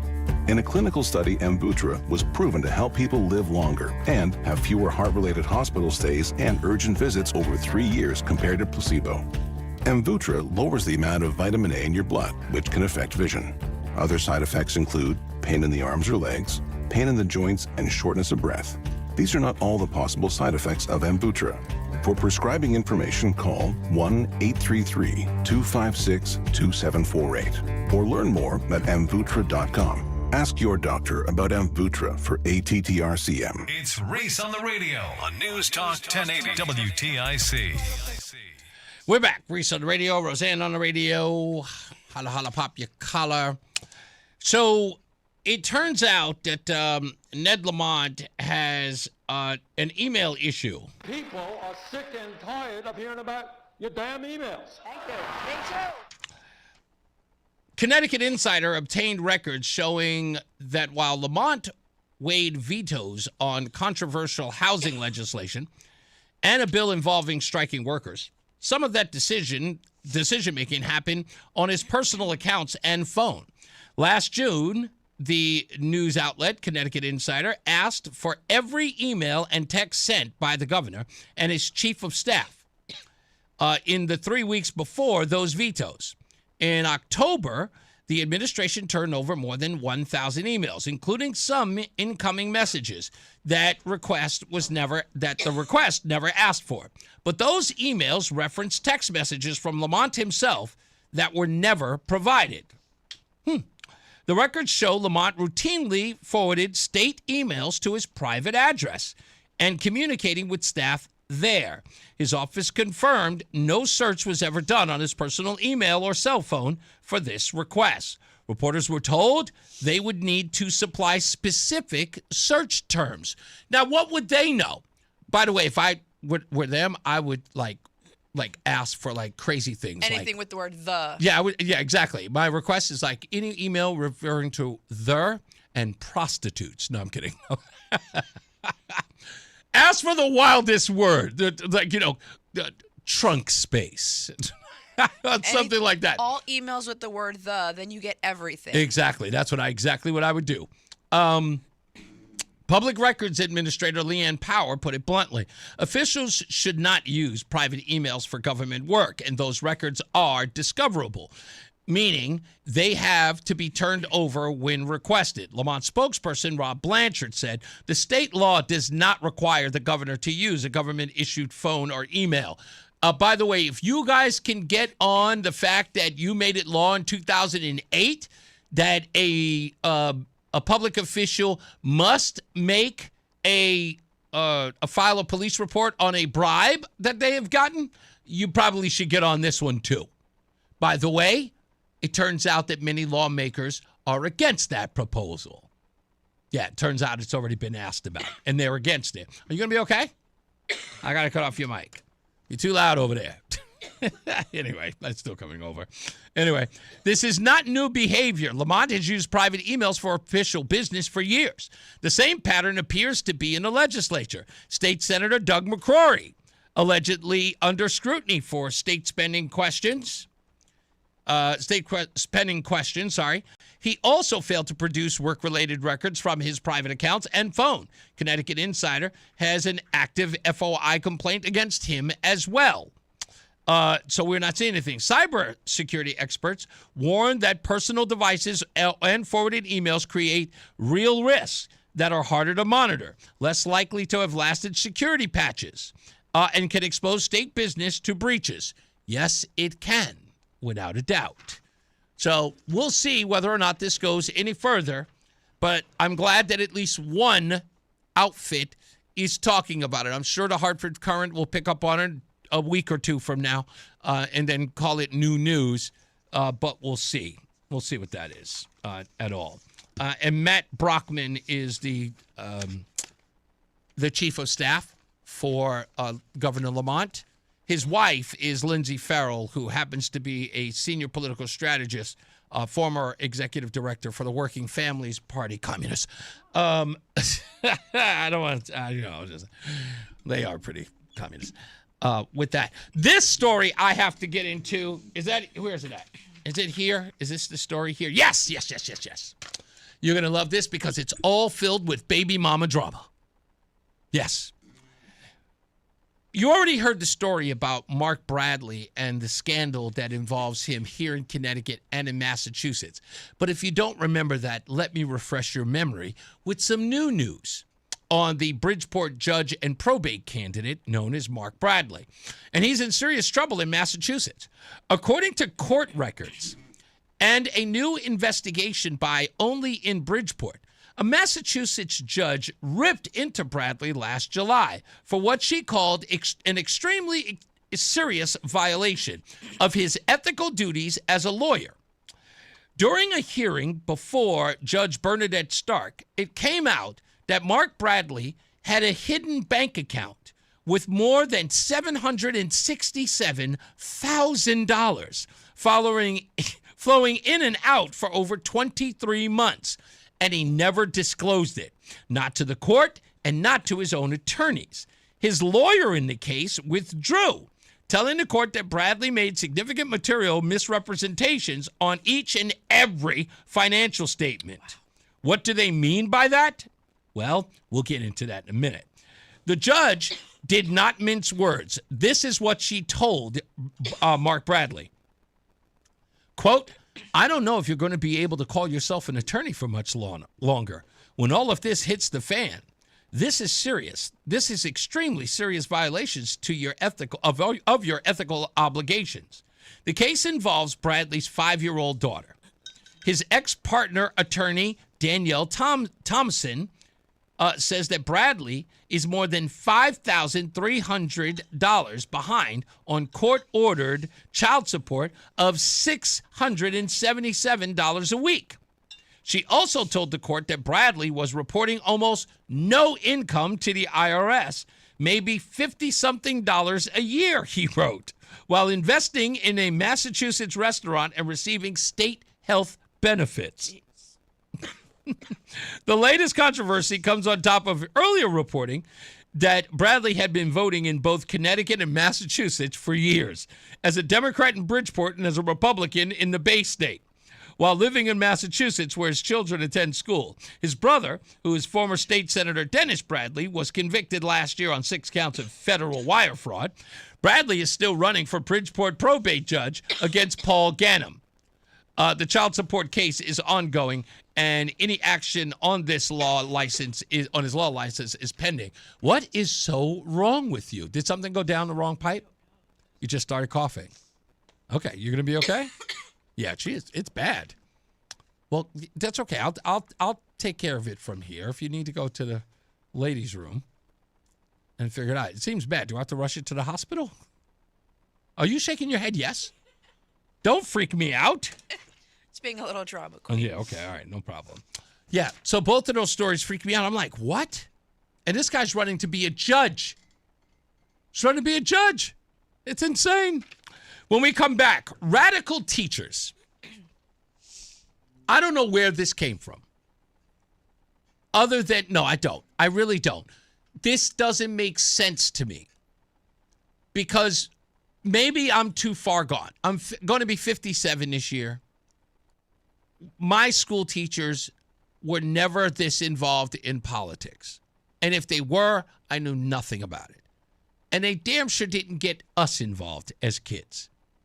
There was this divide. Like, I remember a time when I didn't know my teacher's first name. It was weird to see them outside of school in like normal clothes. Exactly. Like you run into exactly. If you ran into your teacher outside in public, one of two things were running through your head.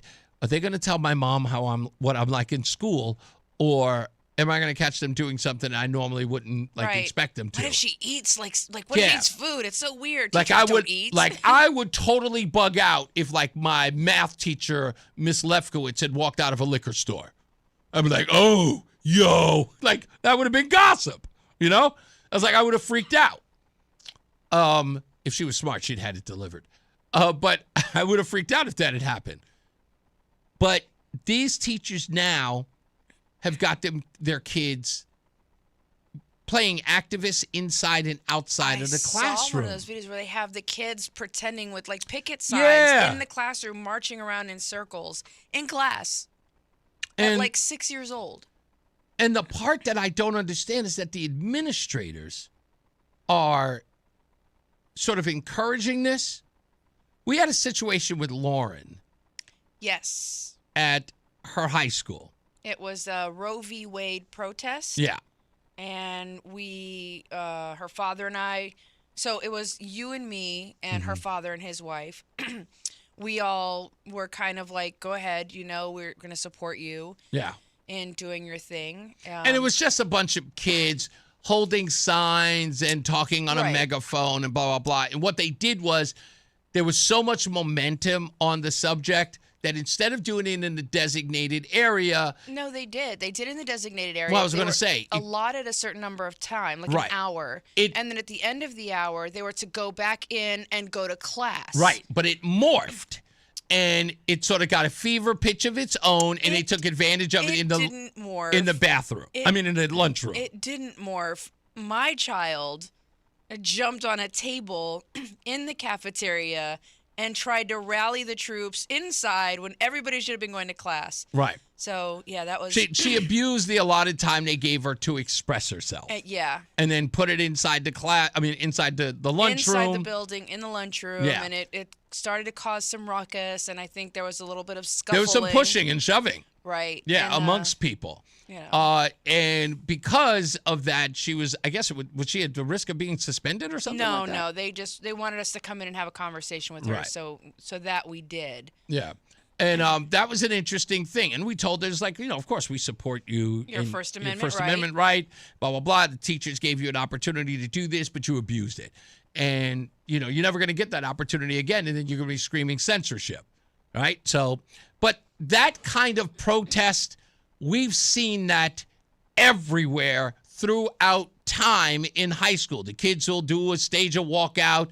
Wasn't that Cesar Chavez? Wasn't he part of that whole walk? Yeah, in Texas, there was a big thing with Cesar Chavez that was sort of promoting walkouts in school. When? Oh, way before your time. Okay. I'm just saying he did. Sure. Then yes, he did. Yeah, but there were just those times. But again, those were kids who were acting out on their own, and usually there'd be a punishment with it. A kid might be suspended or be put on detention. But those things were never. I mean, sure, the teachers may have said, hey, I support your right to protest, but you never saw the teachers out there with them. Encouraging it. And encouraging it. But I'll tell you, it morphed into the college professors playing a role. They were out there with those protesters. And then it got this enthusiasm inside the high schools and the junior high schools now. Now it's gone all the way to the public schools, which for me, I would have stopped at junior high or intermediate school. I would say that high school maybe as much because that's kind of, they're beginning to sort of explore their own autonomy. Exactly. My point is that they should, at that high school level, kids being involved in civics in that way makes the ultimate sense. Junior high school, not so much. So I'm looking over this thing, and it says, it was asking the question of whether or not teachers have become more radical. And it says, to a measurable degree, particularly in institutional culture, union leadership, and curriculum emphasis. Public K through 12 teachers lean left politically, with Pew Research in 2024 finding that 58% identifying with or leaning Democrat versus 35% Republican. Campaign finance data shows even stronger skew. 68 to 84% of teachers' donations went to Democrats in recent cycles, with teachers' unions like the NEA and the AFT directing over 98% to Democrats. This is not new. Education has long attracted left-leaning professionals, but post-2015 and 2020 period shows accelerated activism on identity-based issues. Students' exposure surveys and teachers' reports documented increased classroom focus on contested concepts. In 2023, the Manhattan Institute analysis of 1,500 young adults ages 18 to 20 found that 93% reported hearing critical social justice concept, e.g., meaning including white privilege, systemic racism, gender as unrelated to biological sex, from teachers of school adults. 90% encountered ORT-related issue or CRT-related issues. 74% gender-related ones. Exposure correlated with shifts toward leaning left issues. Pew in 2024 data shows that 56% of teachers said racism, inequality topics arose in class the prior year. About 1/3 students said should learn that gender can differ from birth sex. Democratic teachers were far more supportive, 53% versus 5% to Republican. Half of all teachers said gender identity should not be taught at all. Half of all teachers said that it should not be taught at all. Majorities of elementary teachers opposed it. But the unions, of course, are pushing it. That's where the big problem is. The unions are pushing it in the lower classes, in the grade school and the junior high school levels. Of course, you got to groom them. And we see all these, teachers now, especially the women, starting to sleep with their students. So why wouldn't you want them groomed and ready to be exploited? It seems pretty par for the course. And with that, I will end the segment with this quote. Oh, and if you're curious of how doing something like this feels, It's awful. I want to throw up. I want to cry. For all the things I wanted to do and never will. For all the people whose trust this betrays, I experience rage thinking about everything this administration has done. Can't really recommend it. Stay in school, kids. That was written by Cole Allen, the teacher from the White House Correspondents' Dinner. Let's get another check of traffic and weather. Mark Christopher is out, so we've got Tom O'Hanlon. He's in the BPS Lawyers Traffic Center. I'm Tom O'Hanlon from the BPS Lawyers Traffic Center. On the westbound side of 84, we're feeling the effects of all that traffic coming up Route 2. Pretty much from Wilbur Cross on up into westbound 84, you're going to be packed pretty tight. And that means lots of people are heading over and crossing the river into downtown Hartford. Now, if you're going to Founders Bridge, you'll get a little bit of a break, but there's still traffic waiting for you on the Hartford side and the eastbound side of 84. From New Park Avenue over into 91, we've got steady traffic pretty much along the entire way. Going southbound on 91 through Windsor, you've got a lot of traffic, some of that left over from an earlier truck crash. On Route 3, we're in pretty good shape. Wilbur Cross moving up and down without any major problems. And 91 between Hartford and New Haven, in either direction, you are good. Traffic and weather together on the 8th. WTIC News Talk 1080. WTIC weather. We had very little in the way of cloud cover this afternoon. That'll carry over through the overnight period with a clear sky down to 40 degrees. A partly sunny and delightful Tuesday, the high temperature 72. Clouds on the increase Tuesday night, the low temperature 43. Wednesday will be rather cloudy, the high 68. We will see occasional periods of rain on Wednesday night with a cloudy sky, the low temperature 49. Periods of rain early Thursday, then cloudy, the high temperature 54. Mostly cloudy Thursday night down to 42 degrees. And a mix of sun and clouds, rather breezy on Friday. Relatively cool, the high temperature only 59 degrees. This is meteorologist Chad Merrill in the WTIC Weather Center. Follow WTIC News Talk 1080. Don't miss out on important updates in Connecticut, from breaking need-to-know news, weather alerts, and more. Follow WTIC News Talk 1080 on the Odyssey app now. This is WTIC News Talk 1080 with Brian and Company in the morning, Reese on the radio in the afternoon, and news around the clock. WTIC and WTIC FM HD2 Hartford and Odyssey Station. It's 5 o'clock. Good afternoon. I'm John Silva, WTIC 1080 News. Sunny skies, 69 degrees over temperature in Hartford. The suspect in the shooting at the White House Correspondents' Dinner made a court appearance this afternoon. Acting U.S. Attorney General Todd Blanche. Today, the Department of Justice filed 3 federal charges in United States District Court against Cole Thomas Allen. The first count is attempted assassination of the President of the United States. U.S. Attorney Janine Pirro says additional charges could be forthcoming, adding that the suspect made his intentions clear. That intent was to bring down as many of the high-ranking cabinet officials as he could. Lawmakers from both sides of the aisle are raising questions about the security planning for the event. White House Chief of Staff Susie Wiles is expected to discuss this in meetings later this week. The brother of suspect Cole Allen apparently contacted New London police shortly after the shooting occurred Saturday night. He lives in the city. NLPD says it got the call just before 11 from the individual wanting to share information they believed would assist in the investigation. Police then contacted their federal law enforcement colleagues. That person was then interviewed by local and federal authorities. NLPD says its role in the investigation is no longer active.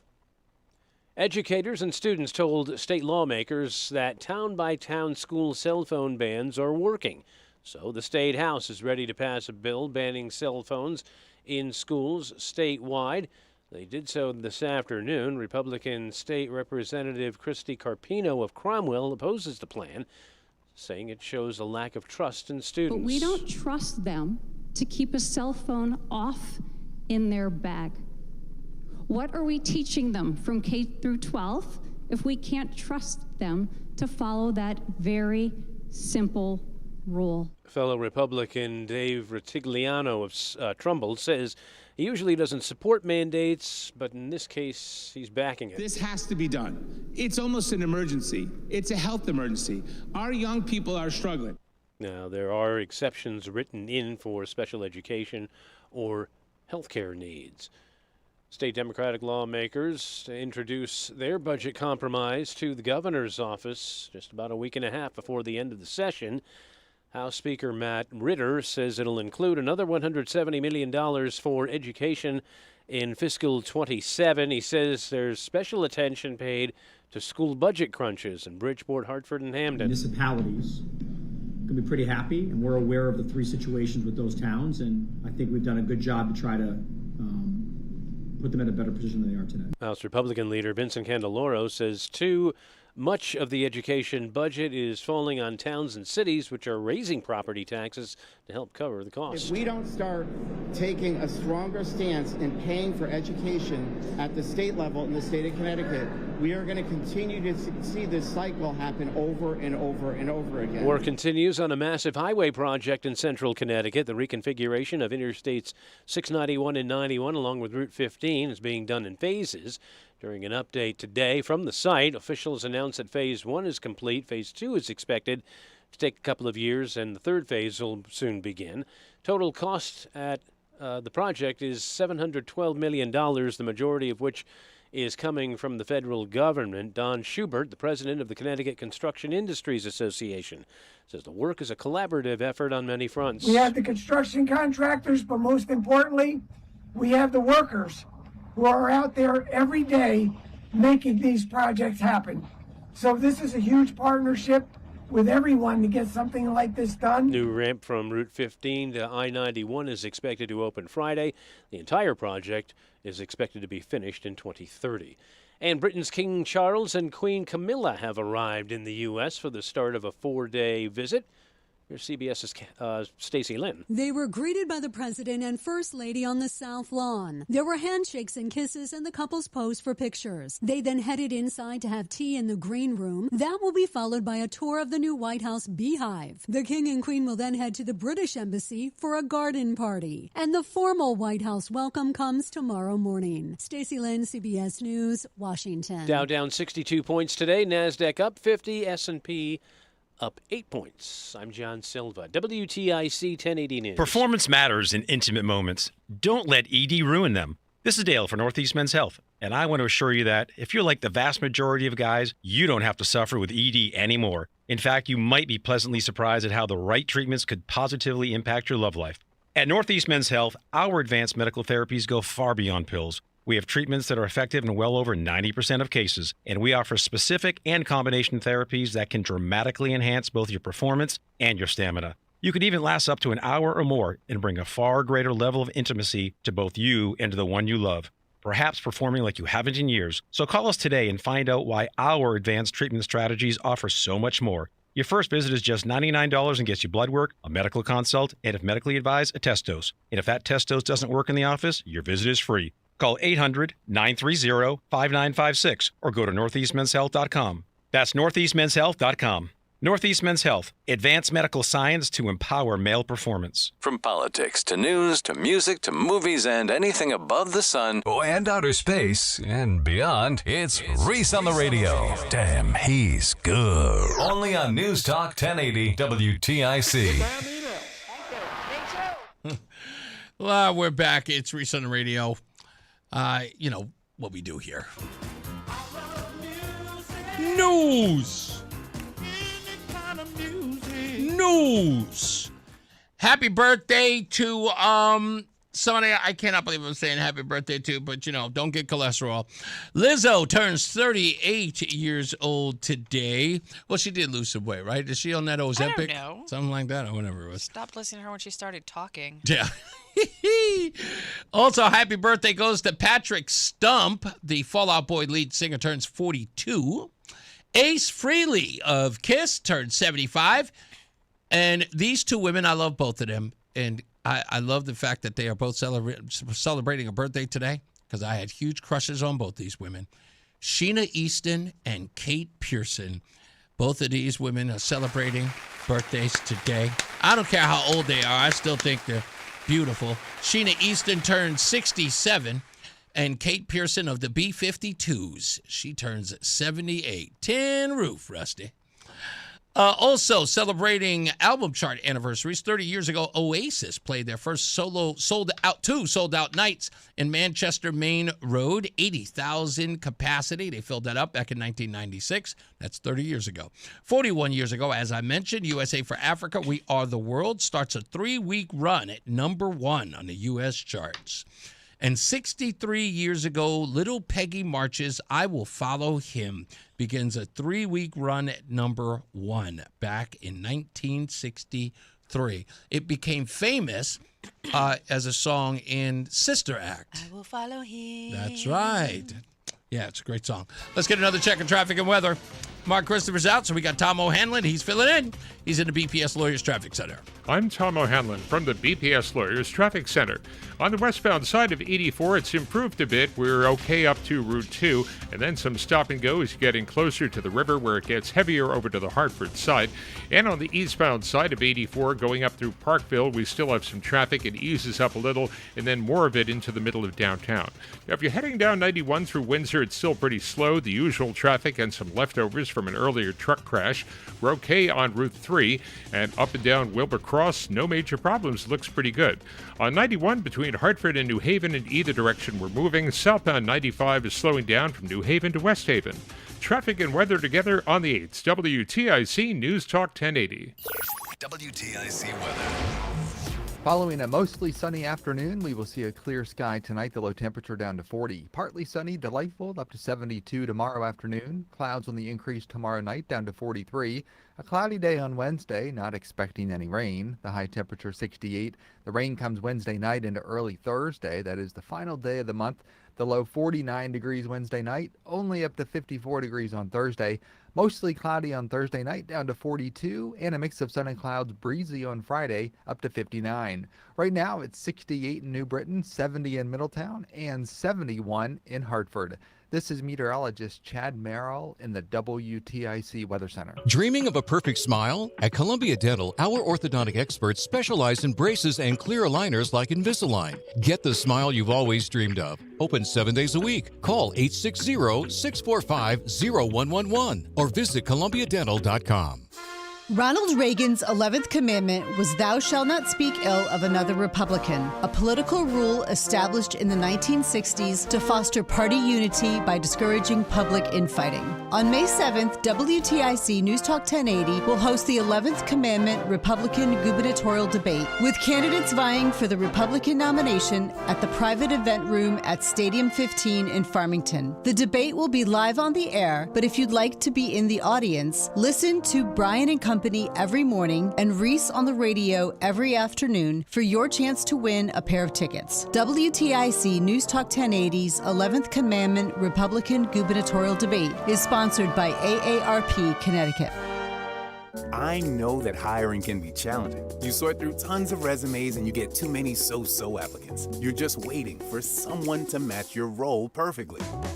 Well, now, there's a place where you can meet them fast. ZipRecruiter. Need to hire right away. Start your search for strong candidates. The right fit awaits. Build your team, build it sooner. Meet your match on ZipRecruiter. Just head to ZipRecruiter.com/free right now to try it for free. And you're on your way to meeting your match. 4 out of 5 employers who post on ZipRecruiter get a quality candidate within the first day. So try it now. Go to ZipRecruiter.com/free. Once again, that's ZipRecruiter.com/free. Meet your match on ZipRecruiter. Try it free. I'm Tom O'Hanlon, and you're listening to Reese on the Radio on WTIC News Talk 1080. Damn emails. We're back. It's Reese on the Radio, WTIC News Talk 1080. Roseanne is here. I'm going to take a phone call in a minute. In fact, let me get these two out of the way, and then we'll do the contest. Barbara's in Windsor. Hello, Barbara. How are you? I'm well. How are you? I'm fine. What can I do for you today? I just wanted to make a comment about the teachers union, and I'm a public school teacher. Okay. And I actually am out of the teachers union because I did research on where my money was going, and I didn't agree with it. And the benefits that they tell you, like, you get from being in the union, if people really read them, they're not like the best benefits. I mean, yes, they provide you legal benefits, but it's not. I don't know. I got out, and I'm actually really happy with my decision after learning about where my money was going. Did you? And I know that this was probably your biggest contention with it, is that in essence you really don't have a say with what being done with your dues, because in essence it almost operates like it's a legal extortion, if you will. If you look at it in any way, right? It's like, yeah, we'll represent you if anything happens to you at the school, if you're accused of something or you get into some sort of trouble, we will fight for you to make sure that they can't fire you just outright. And there are all these other protections, and we'll long haul it so that you may have to stay in a rubber room, but whatever, you'll make sure that you get your pension and all that other stuff. And at the same time, like, you're paying your dues, and you almost feel like the money that you're, in essence, giving away for this protection is used for things that are against your principle. Is that fair to assess? Yes, absolutely. Yeah. Absolutely. What is that like, though? I got to be honest. I can't help but be intrigued. What is it like to not have that backing? Is there sort of like this sort of looking at you side-eyed, or, as Angie Martinez used to say, funny style? At first, I was really nervous about it, and I was worried about, what people were going to say about me, because everybody talks about that. And I did get questioned by union representatives, which I thought was very disrespectful. And I asked them to just respect my decision and just pretty much leave me alone, but in a very nice way. It's almost like, how dare you leave us? And now you need to explain yourself. It's very intimidating, I'd assume. That's they weren't coming with exactly how I concern. felt. Yes, they were. And I couldn't believe that I got approached about it and asking me, not like straightforward asking me why, but in a roundabout way. Yeah. I was like, I was assuming they couldn't come to you straight out and just like, hey, what's wrong with you? It was kind of like, so we understand that you're not in a union. Can you, why did you decide that? It's like trying to leave the mob. Thought you was out, eh? Nah, you ain't out. So, I'm sorry, I cut off your whole train of thought. What has the experience been like around other, I guess, unionized teachers? Has it finally sort of quelled down and they sort of let you be?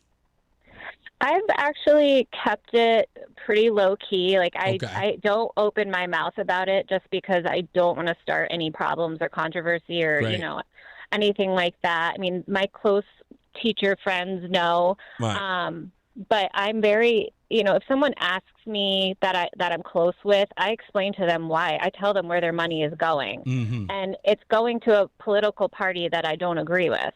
And it's like, why am I paying for that? 60% of the money, or if not more, is going to the state and federal union. And what are they doing for us? Yeah. They're putting it towards politics. I don't agree with that. Yeah. And it is. And they are essentially lobbyists. I mean, that's what they are. I mean, that's what the whole process is made for, to lobby for their ideas. And I know they fight for you. I mean, I played this video of the general counsel saying it's, what the union does is not about the kids. It is about fighting for the rights of teachers. And in a political way. And they make that clear. In essence, they hold that representative or that senator or that congressman or woman, they hold their feet to the fire and say, hey, you either, this money is for you to do for us what we want you to do.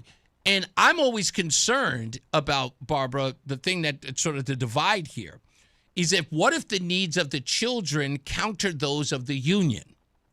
You know what I mean? It's like, what does the politician do? The kid's got no lobbying. Right, but done we see for that him. already with the academic skills, the comprehension of reading, the math skills. Like, there's nothing there. So it's already proving that politics far outweighs the needs of the children. Yeah. Well, I absolutely agree. Barbara, listen, your courage and, of course, calling here to let me know about it. Thank you so much. Thank you. You're welcome. And thank you for listening to the show. Do you listen often? Every day. God bless you. Okay, you're already my new favorite person. Thank you, Barbara. I appreciate you. You too. Bye. All right, have a good one. You got it. Let's go to Tom real quick. What's going on, Tom? Hey, I listen almost every day too, Reese. I know you do, buddy. I know. Hey, well, I haven't listened in a couple days. Have you talked about Richard Blumenthal and his stock trades? And you know what? That one got away from me. And I know I saw a story on it. Yeah, we go after Nancy Pelosi and everything, and rightfully so, but she only did like $24 million last year. Ted Cruz, a Republican, Ted Cruz made over $50 million. And really? Our own Richard Blumenthal made over 60, I think almost $80 million in stock trades last year. How much? Almost $80 million. Wow. Well, you know and what? He always cries poor and then says it's his white family. Listen to me. Let me tell you something. We saw him up close, and you know what Roseanne said? She goes, I was very disappointed. She said, that's a really old suit. It was old. It was poorly tailored. He's wearing like those old man shoes. You see them in Florida with the zinc on the nose and the shorts and the black socks. That's what it looked like. Those like really old man Florida retirement He shoes. really knows how to cover it up. Okay, I'm going to look into that. Yeah, and the reason I'm it's bad. Roseanne, maybe have you heard about the Special Forces guy that made those the bets? Oh man, they fry his backside, hold his feet to the goals. Oh, you're talking about the guy who made the bets on the Iran and the Venezuela. That was my first inclination, fry him. But how come he makes those bets on a good thing, getting Honduras out, does it, and he profits, yet we don't do anything to these politicians that do, and don't tell me it's not. No, dude, you're 100% right, because first of all, I just made that claim. When Bob J. was making the comments about Donald Trump and his 34 felonies for a paper error, I was just saying the same thing about Ilhan Omar, going from $100,000 to $30 million back to $100,000, and not one person even batted an eye. It was a clerical error. Yeah. Oh, that's right. She probably sent her accounting to the Leering Center. That's. I mean, it tracks. They're Somalian, so you know. That poor knucklehead. Tom, thank you, buddy. You got it. All right, buddy. All right. If you want to go to the 11th Commandment GOP gubernatorial debate on May 7th at Stadium 15 in Farmington, all you got to do is pick up the phone right now at 860-522-WTIC, 860-522-9842. Pick up the phone right now. You can win a pair of tickets to join me, Morgan Cunningham, Brian Shackman. I think Joey will be there too. The candidates will be there. Well, at least some of them will be there. And you can join us at the debate live at 7 p.m. on May 7th at the Stadium 15 private event room. That is in Farmington, so go look them up. And if you haven't been there, go by and check it out, because you can go play virtual golf, virtual soccer, virtual football. Everything is over there. So go check it out. 860-522-WTIC, 860-522-9842. The WTIC 11th Commandment Republican gubernatorial debate is sponsored by AARP. So get on the phone so you can get tickets to join. Go ahead. Goober. Oh, yeah. Also, if you don't win, you can still go to WTIC.com. WTIC.com. Go to more, click on contest, fill out the form, and you can join us there. I can't wait. I just found out that Rumble sent me $50.82. Oh. How nice of them. That's nice of them. Spend it all in one place. I promise you I won't. That means that I have some extra money to spend today. Would you like to go eat at a very nice French restaurant I just drove by? Because I didn't know one was near here. But With I found $50? No, it's more. I have more than that. I was going to say, like $50. That's like a latte. An extra $50. Would you want to go to the French restaurant? I didn't even know we had one, but apparently there's a new one nearby, a new French restaurant. I don't know if I'm really fond of French food. You will like prefer this place, Italian. I promise. I know that you will like it. Okay, because, well, yes. hey, if I believe you, I trust you. Do you want to know the name of it? Oh, God, what is it? It's called McDonald's. It's a nice French restaurant. Out of here. McDonald's. This is why women snap. This is why that show exists. Well, Snapped. if we don't go there, there's also another place that you may enjoy. We've eaten there before, Jacques in the Box. And that is a nice, fine. You've eaten there for me. When we were in Texas, we ate there all the time. That's because there was nothing around for That's 50 true. miles. Yeah, because what was right across the street from Jack in the Box? La Fondita China. That's right. The Mexican Chinese restaurant. I'm trying to think about things that I miss about San Antonio, and honestly, I miss our house. Yeah, I miss that. Beautiful because I kind of felt like that. Our house. Neighbors. Well, our neighbors were great. Yeah. But our house was kind of like a live-in city because it was only the two of us and we had over 1,400 square feet. We occupied all of 2 rooms. Yeah, that's it. Like there's sometimes we'd be in the living room, sometimes and I'd be in my office. We had an extra room and a backyard that we never and then we would sit outside maybe for a little while. I do miss the extra bathroom though. That I miss. Yeah. Boy, do I miss the extra bathroom. Yeah. Oh. What else do I miss about San Antonio? I don't know. I can't think of anything. That's it, huh? Yeah, I guess. Yeah, that's Listen, but you I love love it it here. here. I do. You really love it I here. really, really do. I think when, we are, you are put on to bigger, better things, this is kind of where I want to live. So, I need you to hurry up and increase your income so I can have all the pretty things. Goodness gracious. Hey, I was supposed to mention something outside of Karen Thomas and the folks that we met over. Oh, yes. I wanted to talk about this before we go to break. So we go to Karen Thomas's thing at Friendly Hands Food Bank for the ribbon cutting. The governor was there, and that was great. It was fun to be there. But something interesting happened I want to share with you guys. And for those ladies who are listening, I want to say thank you. My ego was absolutely boosted Saturday. He was so embarrassed. It was so cute. It was really so. I walk in, I'm wearing a shirt and tie. I've got no hat on. And there was one gentleman who says, "You're dressed really nice. You must be a politician." And I went, "Well, I am sort of a public servant." And he goes, "Yeah, what do you do?" And I said, I'm Reese on the radio. And he goes, "Oh, okay." But he didn't listen to the show. He says, "Oh, what station you on?" I was like, WTIC. He was like, "Oh, okay," like that. And so, but then there was there was this other woman who just kept walking by and she kept looking me square in the face. And I kept saying to myself, maybe she knows who I am. Perhaps she'll get enough nerve to walk over to me and just say hello. Well, anyway, we ended up talking to these two gentlemen about cancer treatment, which was a great conversation. Phenomenal.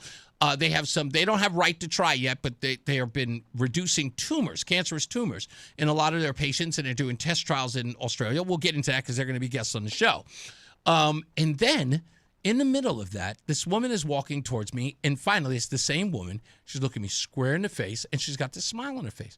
She's got her hand extended, and she goes, and I say, "Hi, how are you?" And she goes, "I just want to tell you, you are absolutely so handsome. I just had to come over and say hello." And I go, oh, okay, thank you. It was really nice. She was such a sweet woman. And she was like, every time I saw you as you passed by, I said, "He is so darn good looking." She did. It was very nice. And then Roseanne is like... Roseanne's attitude is like, he wouldn't even look half that good if it weren't for me. That's the way you treated it. I didn't say it out loud. I did say thank you because, yes, I picked out I bought the clothes you were wearing. Leave it up to you. You'd have been wearing a T-shirt and a hat again. And there's nothing wrong with that look. It's great. But when you go out with me, I want you to look pretty. Yes, apparently I did. And it wasn't the only woman. It turns out a couple of women. It happened a few times. It happened a few times. Women were saying, "You're so good looking." Oh, he's so handsome. He's so handsome. Look at him over there. You're so tall. Yes, that was definitely a lot. The whole "you're so tall." It was wonderful. I loved it. It's uncomfortable. Whatever. You like it. No, I'm not saying that I don't like it. I'm just saying that it's uncomfortable. It is. So handsome. All I wanted them to say was, I listened to your radio show and I love it. And nobody knew who you were. Nobody that knew. That was probably the funniest part. Is they were Not like, a oh, soul. what do you do? What do you do? Oh, you're on the radio. Oh, that's so sweet. Oh, that's wonderful. Do you do the talkie talk?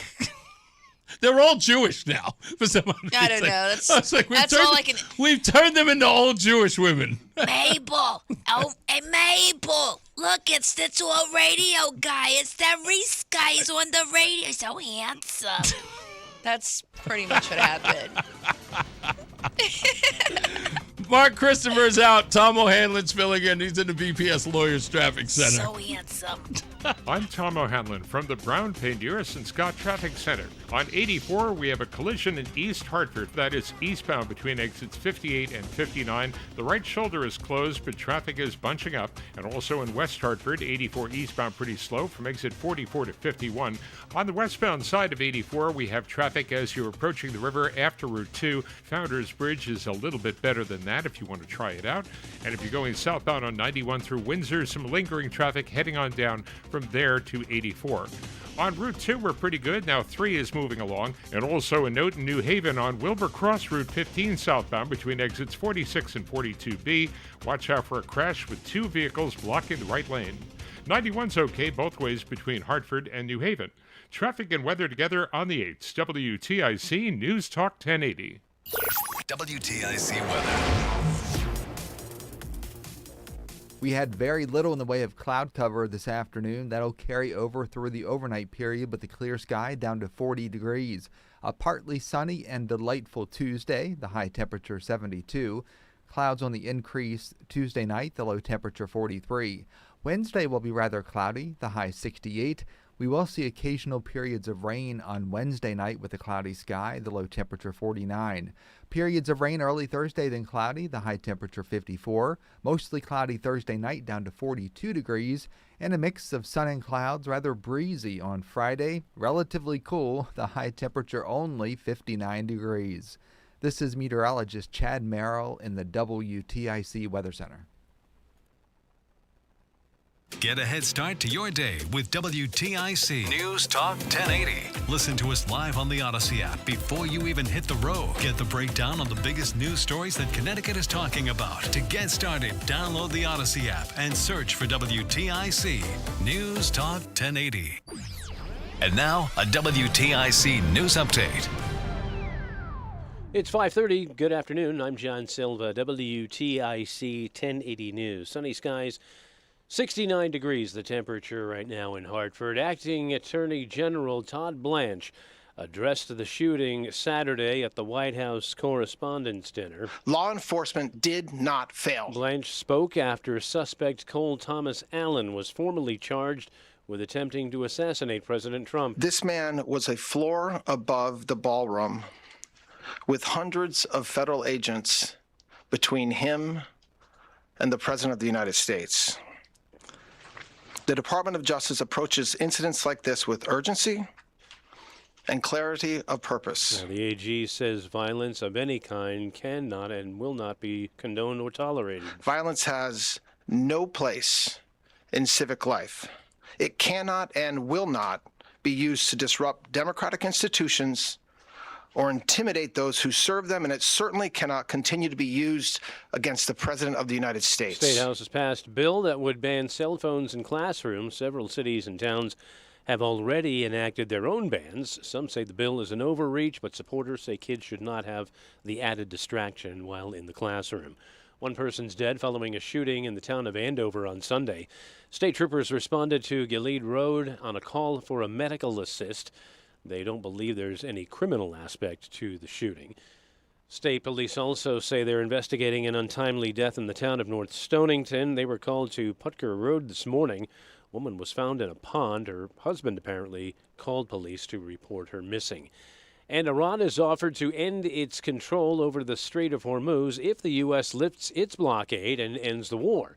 That is according to regional officials. The proposal that emerged would delay discussions on Iran's nuclear program. Wall Street, the Dow finished down 62 points today. The NASDAQ picked up 50 and the S&P was up 8 points. For these stories and more, go to WTIC.com. I'm John Silva, WTIC 1080 News. Ned Lamont and the Hartford Clowns have a problem telling the truth. Here's Ned. And we're trying to make life a little less expensive for working families in the middle class. Talk is cheap, Ned, but you know what's not? Our electric bills. Aaron Stewart is the no BS candidate for governor. Aaron knows that 1, Connecticut exports 1/3 of the energy we generate while we pay the highest prices in New England. That's BS. 2, the Hartford Clowns put a hidden tax on your bill. The public benefits charge. Complete BS. And 3, Ned wants electric leaf blowers instead of gas, so he's importing hydropower from Canada. Really? Canada? Total BS. And we're trying to make life a little less expensive. I'm Aaron Stewart. I'm running for governor because it's time for something different, like cutting the BS. Only Hartford would ship out the energy we make and ship in expensive Canadian energy. Join me at Aaron4CT.com. I approve this message. Paid for by Aaron for Connecticut, Valerie Marino Treasurer. It seems like just yesterday when I captured my son's first steps, or when we recorded his soccer games on VHS tapes. Those moments are gone. But the old home movies and pictures don't need to be. That's why my son created Legacy Box. That's right, Mom. Over 1 million families have used Legacy Box to digitally preserve their old home movies and photos. Simply fill Legacy Box with your old camcorder tapes, film, and photos. They will professionally digitize and send them back on DVDs, thumb drive, or the cloud. With Mother's Day around the corner, it's the perfect time to get your Legacy Box and save your family's history. After all, few things are as important as protecting your precious memories. Give your mom a Mother's Day present she'll never forget. Take advantage of our Mother's Day sale, which starts now. It's our best deal of the year. Save up to 60% off. Visit legacybox.com/radio and for a limited time, get an incredible 60% off your order. That's legacybox.com/radio for 60% off. legacybox.com/radio. The Odyssey app lets you jump back to the moments you missed from WTIC News Talk 1080. Download the free Odyssey app, search WTIC News Talk 1080, and tap earlier today to get started. Turns out my wife wasn't paying attention for the entire show, so she can't even true. help us. She can't even help us in the most important part of the show. I so can. Let's do No, it. yeah, you think you can? I can. Let's do it. You know what time it is. Now, what have we learned? What have we learned? What have we learned from this little fable? So what have we learned if nothing else, children? So what have we learned, huh? So what have we learned from that? So what have we learned here today? What have we learned so far? Roseanne, what have you learned today? I learned that Democrats are violent hypocrites. Ned Lamont is pulling a Hillary Clinton. Teachers unions are robbing you blind to donate to the Democrat Party. Hold on, there was more. I think very important that we talked about that I really. It's okay if it was all a blur. The shooter that that was really frightening. I didn't learn that, but I mean I got to share it, so that was important. Okay. I've learned that you think $50 is enough to feed us at a Jacques in French the Box? restaurant, Yes. and you believe Jacques in the Box is French food, and I believe you may get punched in the shoulder when we get done here. So that's what I've learned today. All right. What I learned today is that Democrats don't have enough guts to admit the most important part about their opposition to Donald Trump, and that is that they want him dead. And they need to develop a spine and just tell us that. And I think that the truth of the matter is that what I learned is that they are afraid to do it themselves, and they're hoping that some crackpot will do it for them. I've learned that people truly do not know what it means when they say things like proven or factual. Do not understand what those words mean. I do believe that while people are angry that politicians lie, can't help themselves for doing the same thing that they hate, and that is lying. They do believe that they are permitted to lie while chastising others for doing the same thing. Let me see. What else did I learn? Oh, I learned that certain individuals find you annoying. One man in particular. Hispanic men find you annoying. Because I have a voice and I use it. Yeah, is that really a Hispanic thing, that Hispanic men don't like. Not all Hispanic men, right? Like, I don't want to sit here and label all Hispanic men. It's one of the reasons that I was never interested in Hispanic men is because culturally, I was never going to be a subservient, quiet, demure woman. Don't be talking. You be talking. Keep your mouth. Be quiet. Yeah, You say nothing. The cops would be at the house all the time because I'd be beating the crap out of them. So Don't be talking. I'm giving you your opinion, okay? Or nothing. That's okay? All right? Or make me a arroz y condules or something. Arroz con candule. Yeah, I can't even say it right. I know. Don't do it. I'm going to put you on a timeout. Let's get a check of weather and traffic, and then we'll get to the phone calls, and we'll wrap this thing up today for this Monday. And then we'll tell you about tomorrow's show as well. Stick around. Mark Christopher's out, so we've got Tom O'Hanlon. He's filling in. He's at the BPS Lawyers Traffic Center. I'm Tom O'Hanlon from the BPS Lawyers Traffic Center. This report is brought to you by Whittlesey. So 84 on the eastbound side, we're still busy through Parkville and working your way into downtown Hartford. We're still seeing the westbound traffic as you're moving over before Route 2 and continuing slow across the river into Hartford. Founders Bridge is a good choice if you'd like to try that. Southbound 91, some pockets of traffic still through Windsor and then feeding into 84. Some of the other things we've been watching in East Hartford, well, they've cleared a crash over to the side. It's on the right shoulder, eastbound 84 between exits 58 and 59. And in New Haven, a crash with two vehicles involved on Wilbur Cross 15 southbound between exits 46 and 42B. The right lane is blocked. Whittlesey wants your business to succeed. Whittlesey is more than an accounting firm. They're advocates for your business, delivering a robust set of solutions, including audit, tax, technology, cybersecurity, and advisory services. Learn more at wadvising.com. Traffic and weather together on the 8th. WTIC News Talk 1080. WTIC weather. Following a beautiful afternoon, a clear sky tonight with the low temperature down to 40. Partly sunny tomorrow, the high temperature up to 72. Clouds on the increase tomorrow night down to 43. Cloudy day on Wednesday, the high 68. We do have some much needed rain in here Wednesday night into the first part of Thursday. The low 49 Wednesday night. We stay in the 50s, 54 the high on Thursday. Mostly cloudy Thursday night down to 42 and a mix of sun and clouds, but a bit breezy on Friday, the high 59. Right now it's 72 in Glastonbury, 70 in Mansfield, and 72 in Hartford. This is meteorologist Chad Merrill in the WTIC Weather Center. Wisdom teeth giving you trouble? Columbia Dental's expert oral surgeons specialize in comfortable and efficient wisdom tooth removal. Open 7 days a week. Call 860-645-0111 or visit columbiadental.com. Staples has hundreds of ways to grow your business this spring, like spectacular signs, brilliant brochures, eye-popping posters, mouth-watering menus, and more. Shop now through June 13th and save up to $150 on all your custom prints. Staples, that was easy.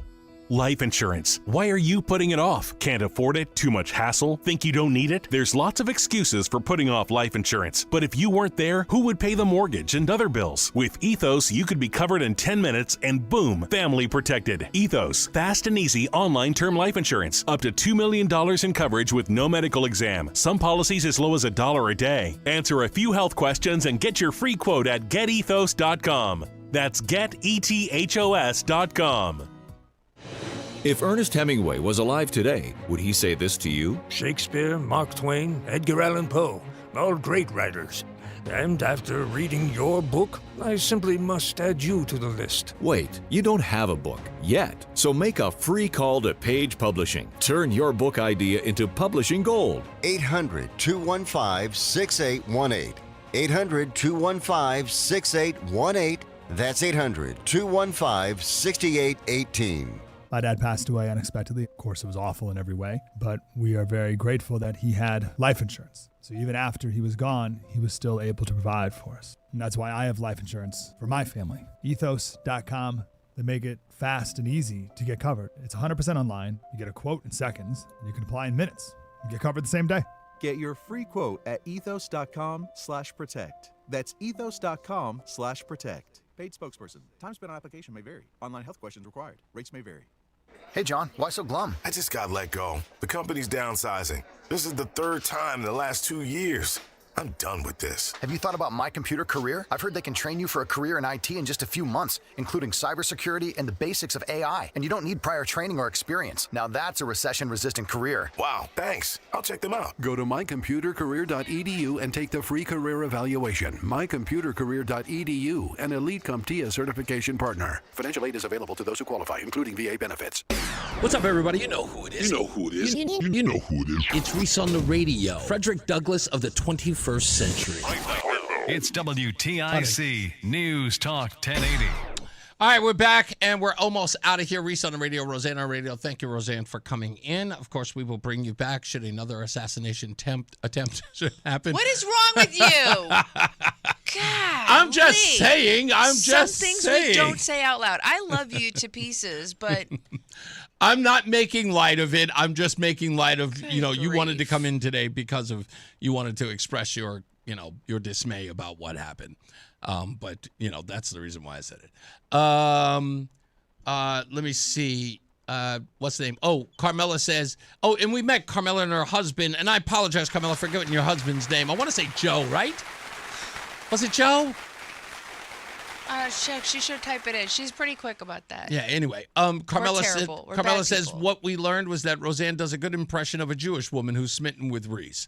Hello, my Chicana and Negro friends, Stevie V says. Thank you. Hi, Stevie V. Chicana. That's a thing for you. You're I Chicana. figured it was not you. Yeah, I don't Okay. understand that Chicana thing or whatever that is.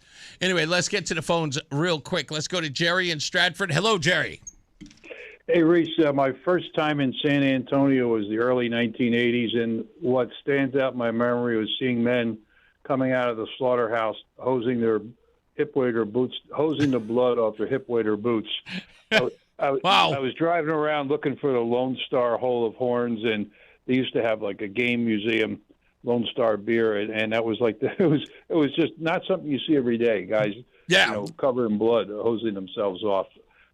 Two things about the assassination attempt. One, I wish that Republican congressman would have named names. Agreed. Right now, it's just a blanket allegation against the press, who many of them who nothing would care, want no parts of this, and so I think he has an obligation to name names. Agreed. Who was it? Who do they work for? What's the organization? And the other thing is regarding the guy's manifesto. Not that anyone is not that a attempted murderer is under the obligation to be truthful. Mm-hmm. But what jumped off the page was where he said Trump was a pedophile. And I have some relations that hate Trump's guts, and they have been forwarding these pictures, like references Epstein, with Trump doing, groping, inappropriate things with especially young girls. But the one that stood out to me was, if you remember that the daughter of the senator from from Delaware, Coons, where Biden sniffing his hair and getting inappropriate. Well, they photoshopped Trump. And that was one of the things. So my point is, this guy was an educated man, and you looked at photoshopped pictures and you thought that was reality. And again, the whole thing is like not even having the point of reference to remember how viral that particular moment of Joe Biden was, that he couldn't discern that was photoshopped, which again is the sort of cognitive dissonance. And in another way is this, what's that term called when you're like, you have a desired interest in something that reveals Trump as being this sort of bad guy. It's almost TDS. Yeah, well, indeed. Jerry, thank you. Let me grab a couple others because I'm about to end the show, buddy, but thank you as always. Let's go to... Oh, yes, I'm sorry. But thank you, Roland. I was going to. I want to say congratulations to Mark from Burlington. He is our winner. What? Oh, Michael. Sorry, Michael from Burlington. Sorry. Okay, you deserve to yell at me for that one. Michael from Burlington. Screwed up big time. It's just what happens when, women tell you about how attractive you are. You get all flustered and you lose your Michael senses. is our winner today to go to the 11th Commandment Republican gubernatorial debate with candidates vying for the Republican nomination on May 7th from 7 to 8:30 p.m. at the private event room at Stadium 15 in Farmington. If you'd like to go, make sure that you go to WTIC.com, click on more, click on contest, and fill out the form. This is brought to you by AARP Connecticut. Thank you. Totally forgot. Let's go to Mark, who is in Canton on the line. Hello, Mark. Hey, guys. A couple things. First thing I learned today was Roseanne's got allergies. Yes, she does. Yeah. It's about time. I am. Yep. Hey, the second thing, something that concerned me about the shooting is how the hell did he get that gun in the hotel? I was in Vegas a couple of years ago. After that big shooting we had in Vegas, I was at the Venetian, and they scanned all the bags and then brought them up to our room. Really? We were not allowed to go upstairs with any bags at all. Yeah, DC's infrastructure, like just the city in general, everything is really old. Yeah. The hotels they're renovated, but they're not brought to date with, and then think about it too, a luxury hotel in DC.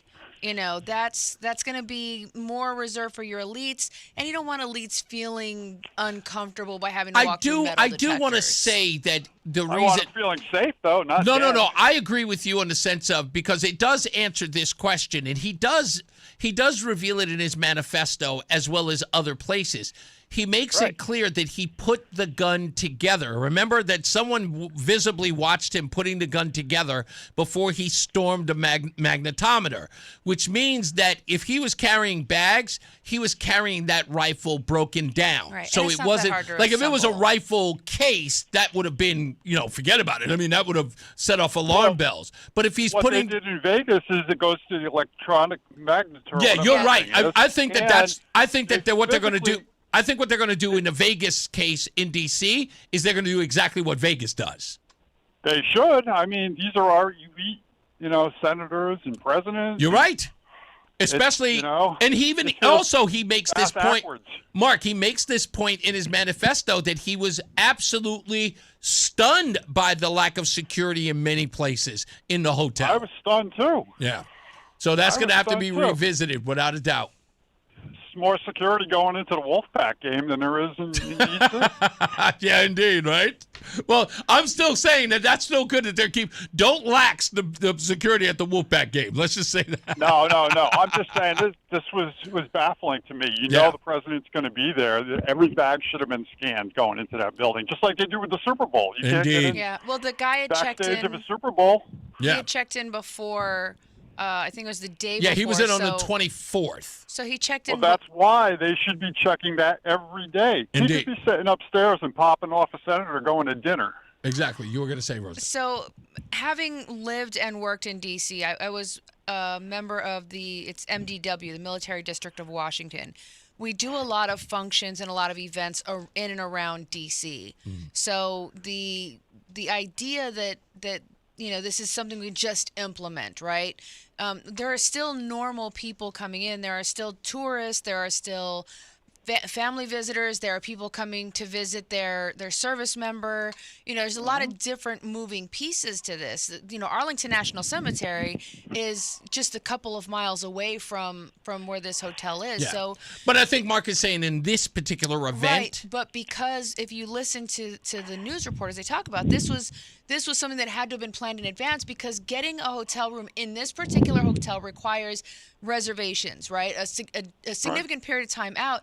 But then knowing that the president was going to be there, this required at least 3 months out. So this is something he was planning. Now, when you're coming in and you know that the president's going to be there and they have to, block off a certain amount of space, there's other things that are put into place. Like this part of the hotel may very well have been cordoned off. Should have been. And nobody was supposed to be allowed access to this. I mean, when you're in that environment, you get used to seeing the outer layers of security. So yeah, but I understand. Like, I know in my mind, I can visualize how it was laid out.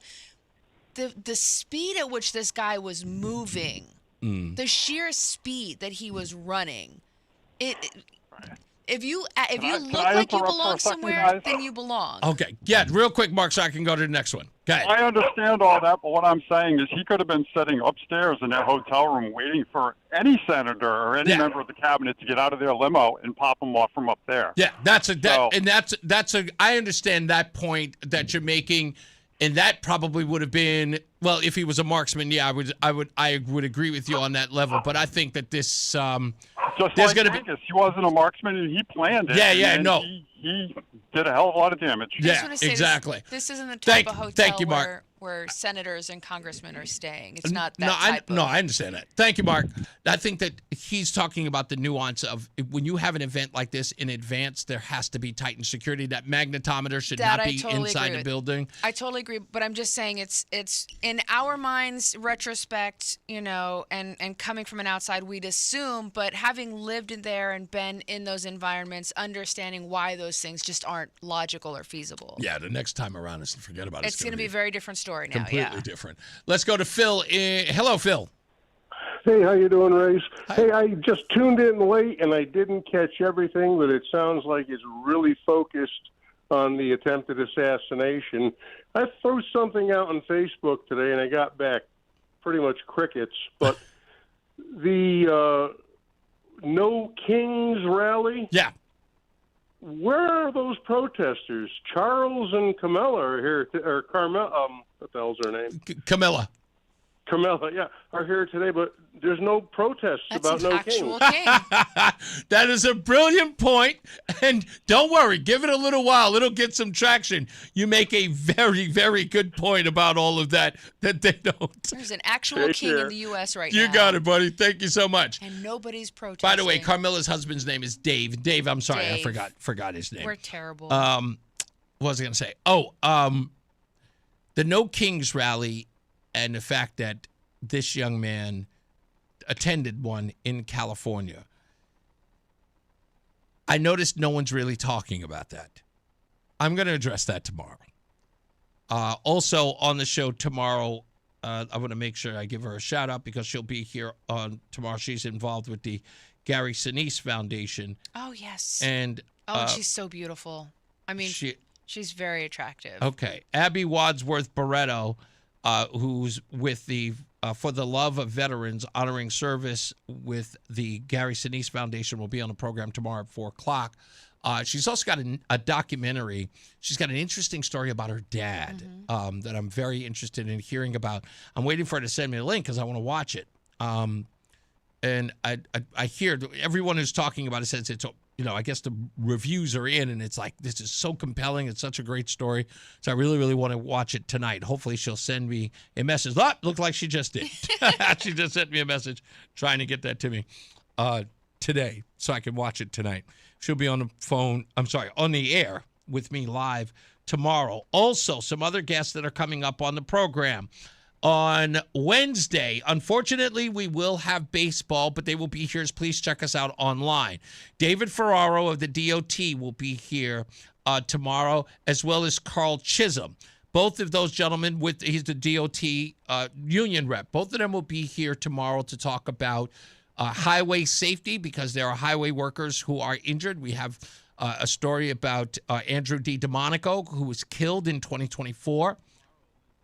Wednesday. Sorry, that's Wednesday. Thank you. On Wednesday to talk about Andrew D. DeMonico, his family. We were hoping that we can get his mom on the show, but maybe it'll be at another date. But we want to talk about highway safety with both of those gentlemen on Wednesday. Thank you for that, Roland. Thursday, I don't have anyone, but I've got Eddie Torres from Hartford, Streets of Hartford. Sorry, Eddie Torres of Streets of Hartford, who'll be on the program on Friday. And if you liked Mike Ortiz, who was on the program last week, Thursday, you're going to love Eddie Torres as well. We're going to have him and a bunch of other guys who do the work that these guys do. So that'll be on Friday. So stand by for that. What else was I going to say? No, I can't think of anything else. That was about it because I've only got 2 minutes. Well, that was it. We had a good time. Thanks for having me. It's been nice knowing you. So are you going to wait until Friday to come back? It's up to you, sir. Whatever you want. We should have Jose call back and ask him if was his name Jose? No, his name wasn't Jose. Was his name Jose or was it Juan? I don't remember his name. All I know is that he wasn't. Regardless, give him a call. He didn't give a name? Oh.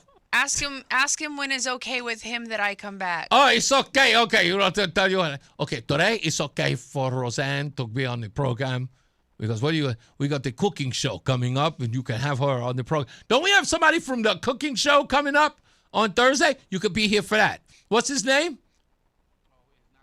Oh, it's not confirmed? Okay, you know what? Thursday we got the cooking guy. I'm gonna kick you in the forehead. You can come here on the program. You can and you can talk about you can talk about cooking, and then next week we'll have the cleaning lady. She'll be in here, and we'll talk to her about cleaning, and then you can talk about that. Okay? What do you think? It'll be a good show. You can call and talk about both those things. Okay? How many times have you been married? 4, baby. 4. I'm number 4, and you still haven't learned anything, have you? I learned. If there's anything that I learned is that you should cook and you should clean. That's what you should do. I see. That's what Jose say. As I always say, radio is free, so we thank you for paying attention. Remember to keep JC in your hearts and in your minds. Sean Patrick, we love you and we miss you. Remember that panic is not planning, so plan your work and work your plan. Me, I'm Reese on the radio. She is Roseanne on the radio. Say goodnight, Roseanne. Reese is in trouble tonight. You have a good night and a pleasant tomorrow. We'll see you back here at 2 p.m. Mark Christopher's out, so we've got Tom O'Hanlon getting you home. He's in the BPS Lawyers Traffic Center. Good night, guys. I'm Tom O'Hanlon from the BPS Lawyers Traffic Center. On the eastbound side of 84, we have that lingering traffic getting through Parkville and feeding up into the approach to 91. And then on the westbound side of 84, boy,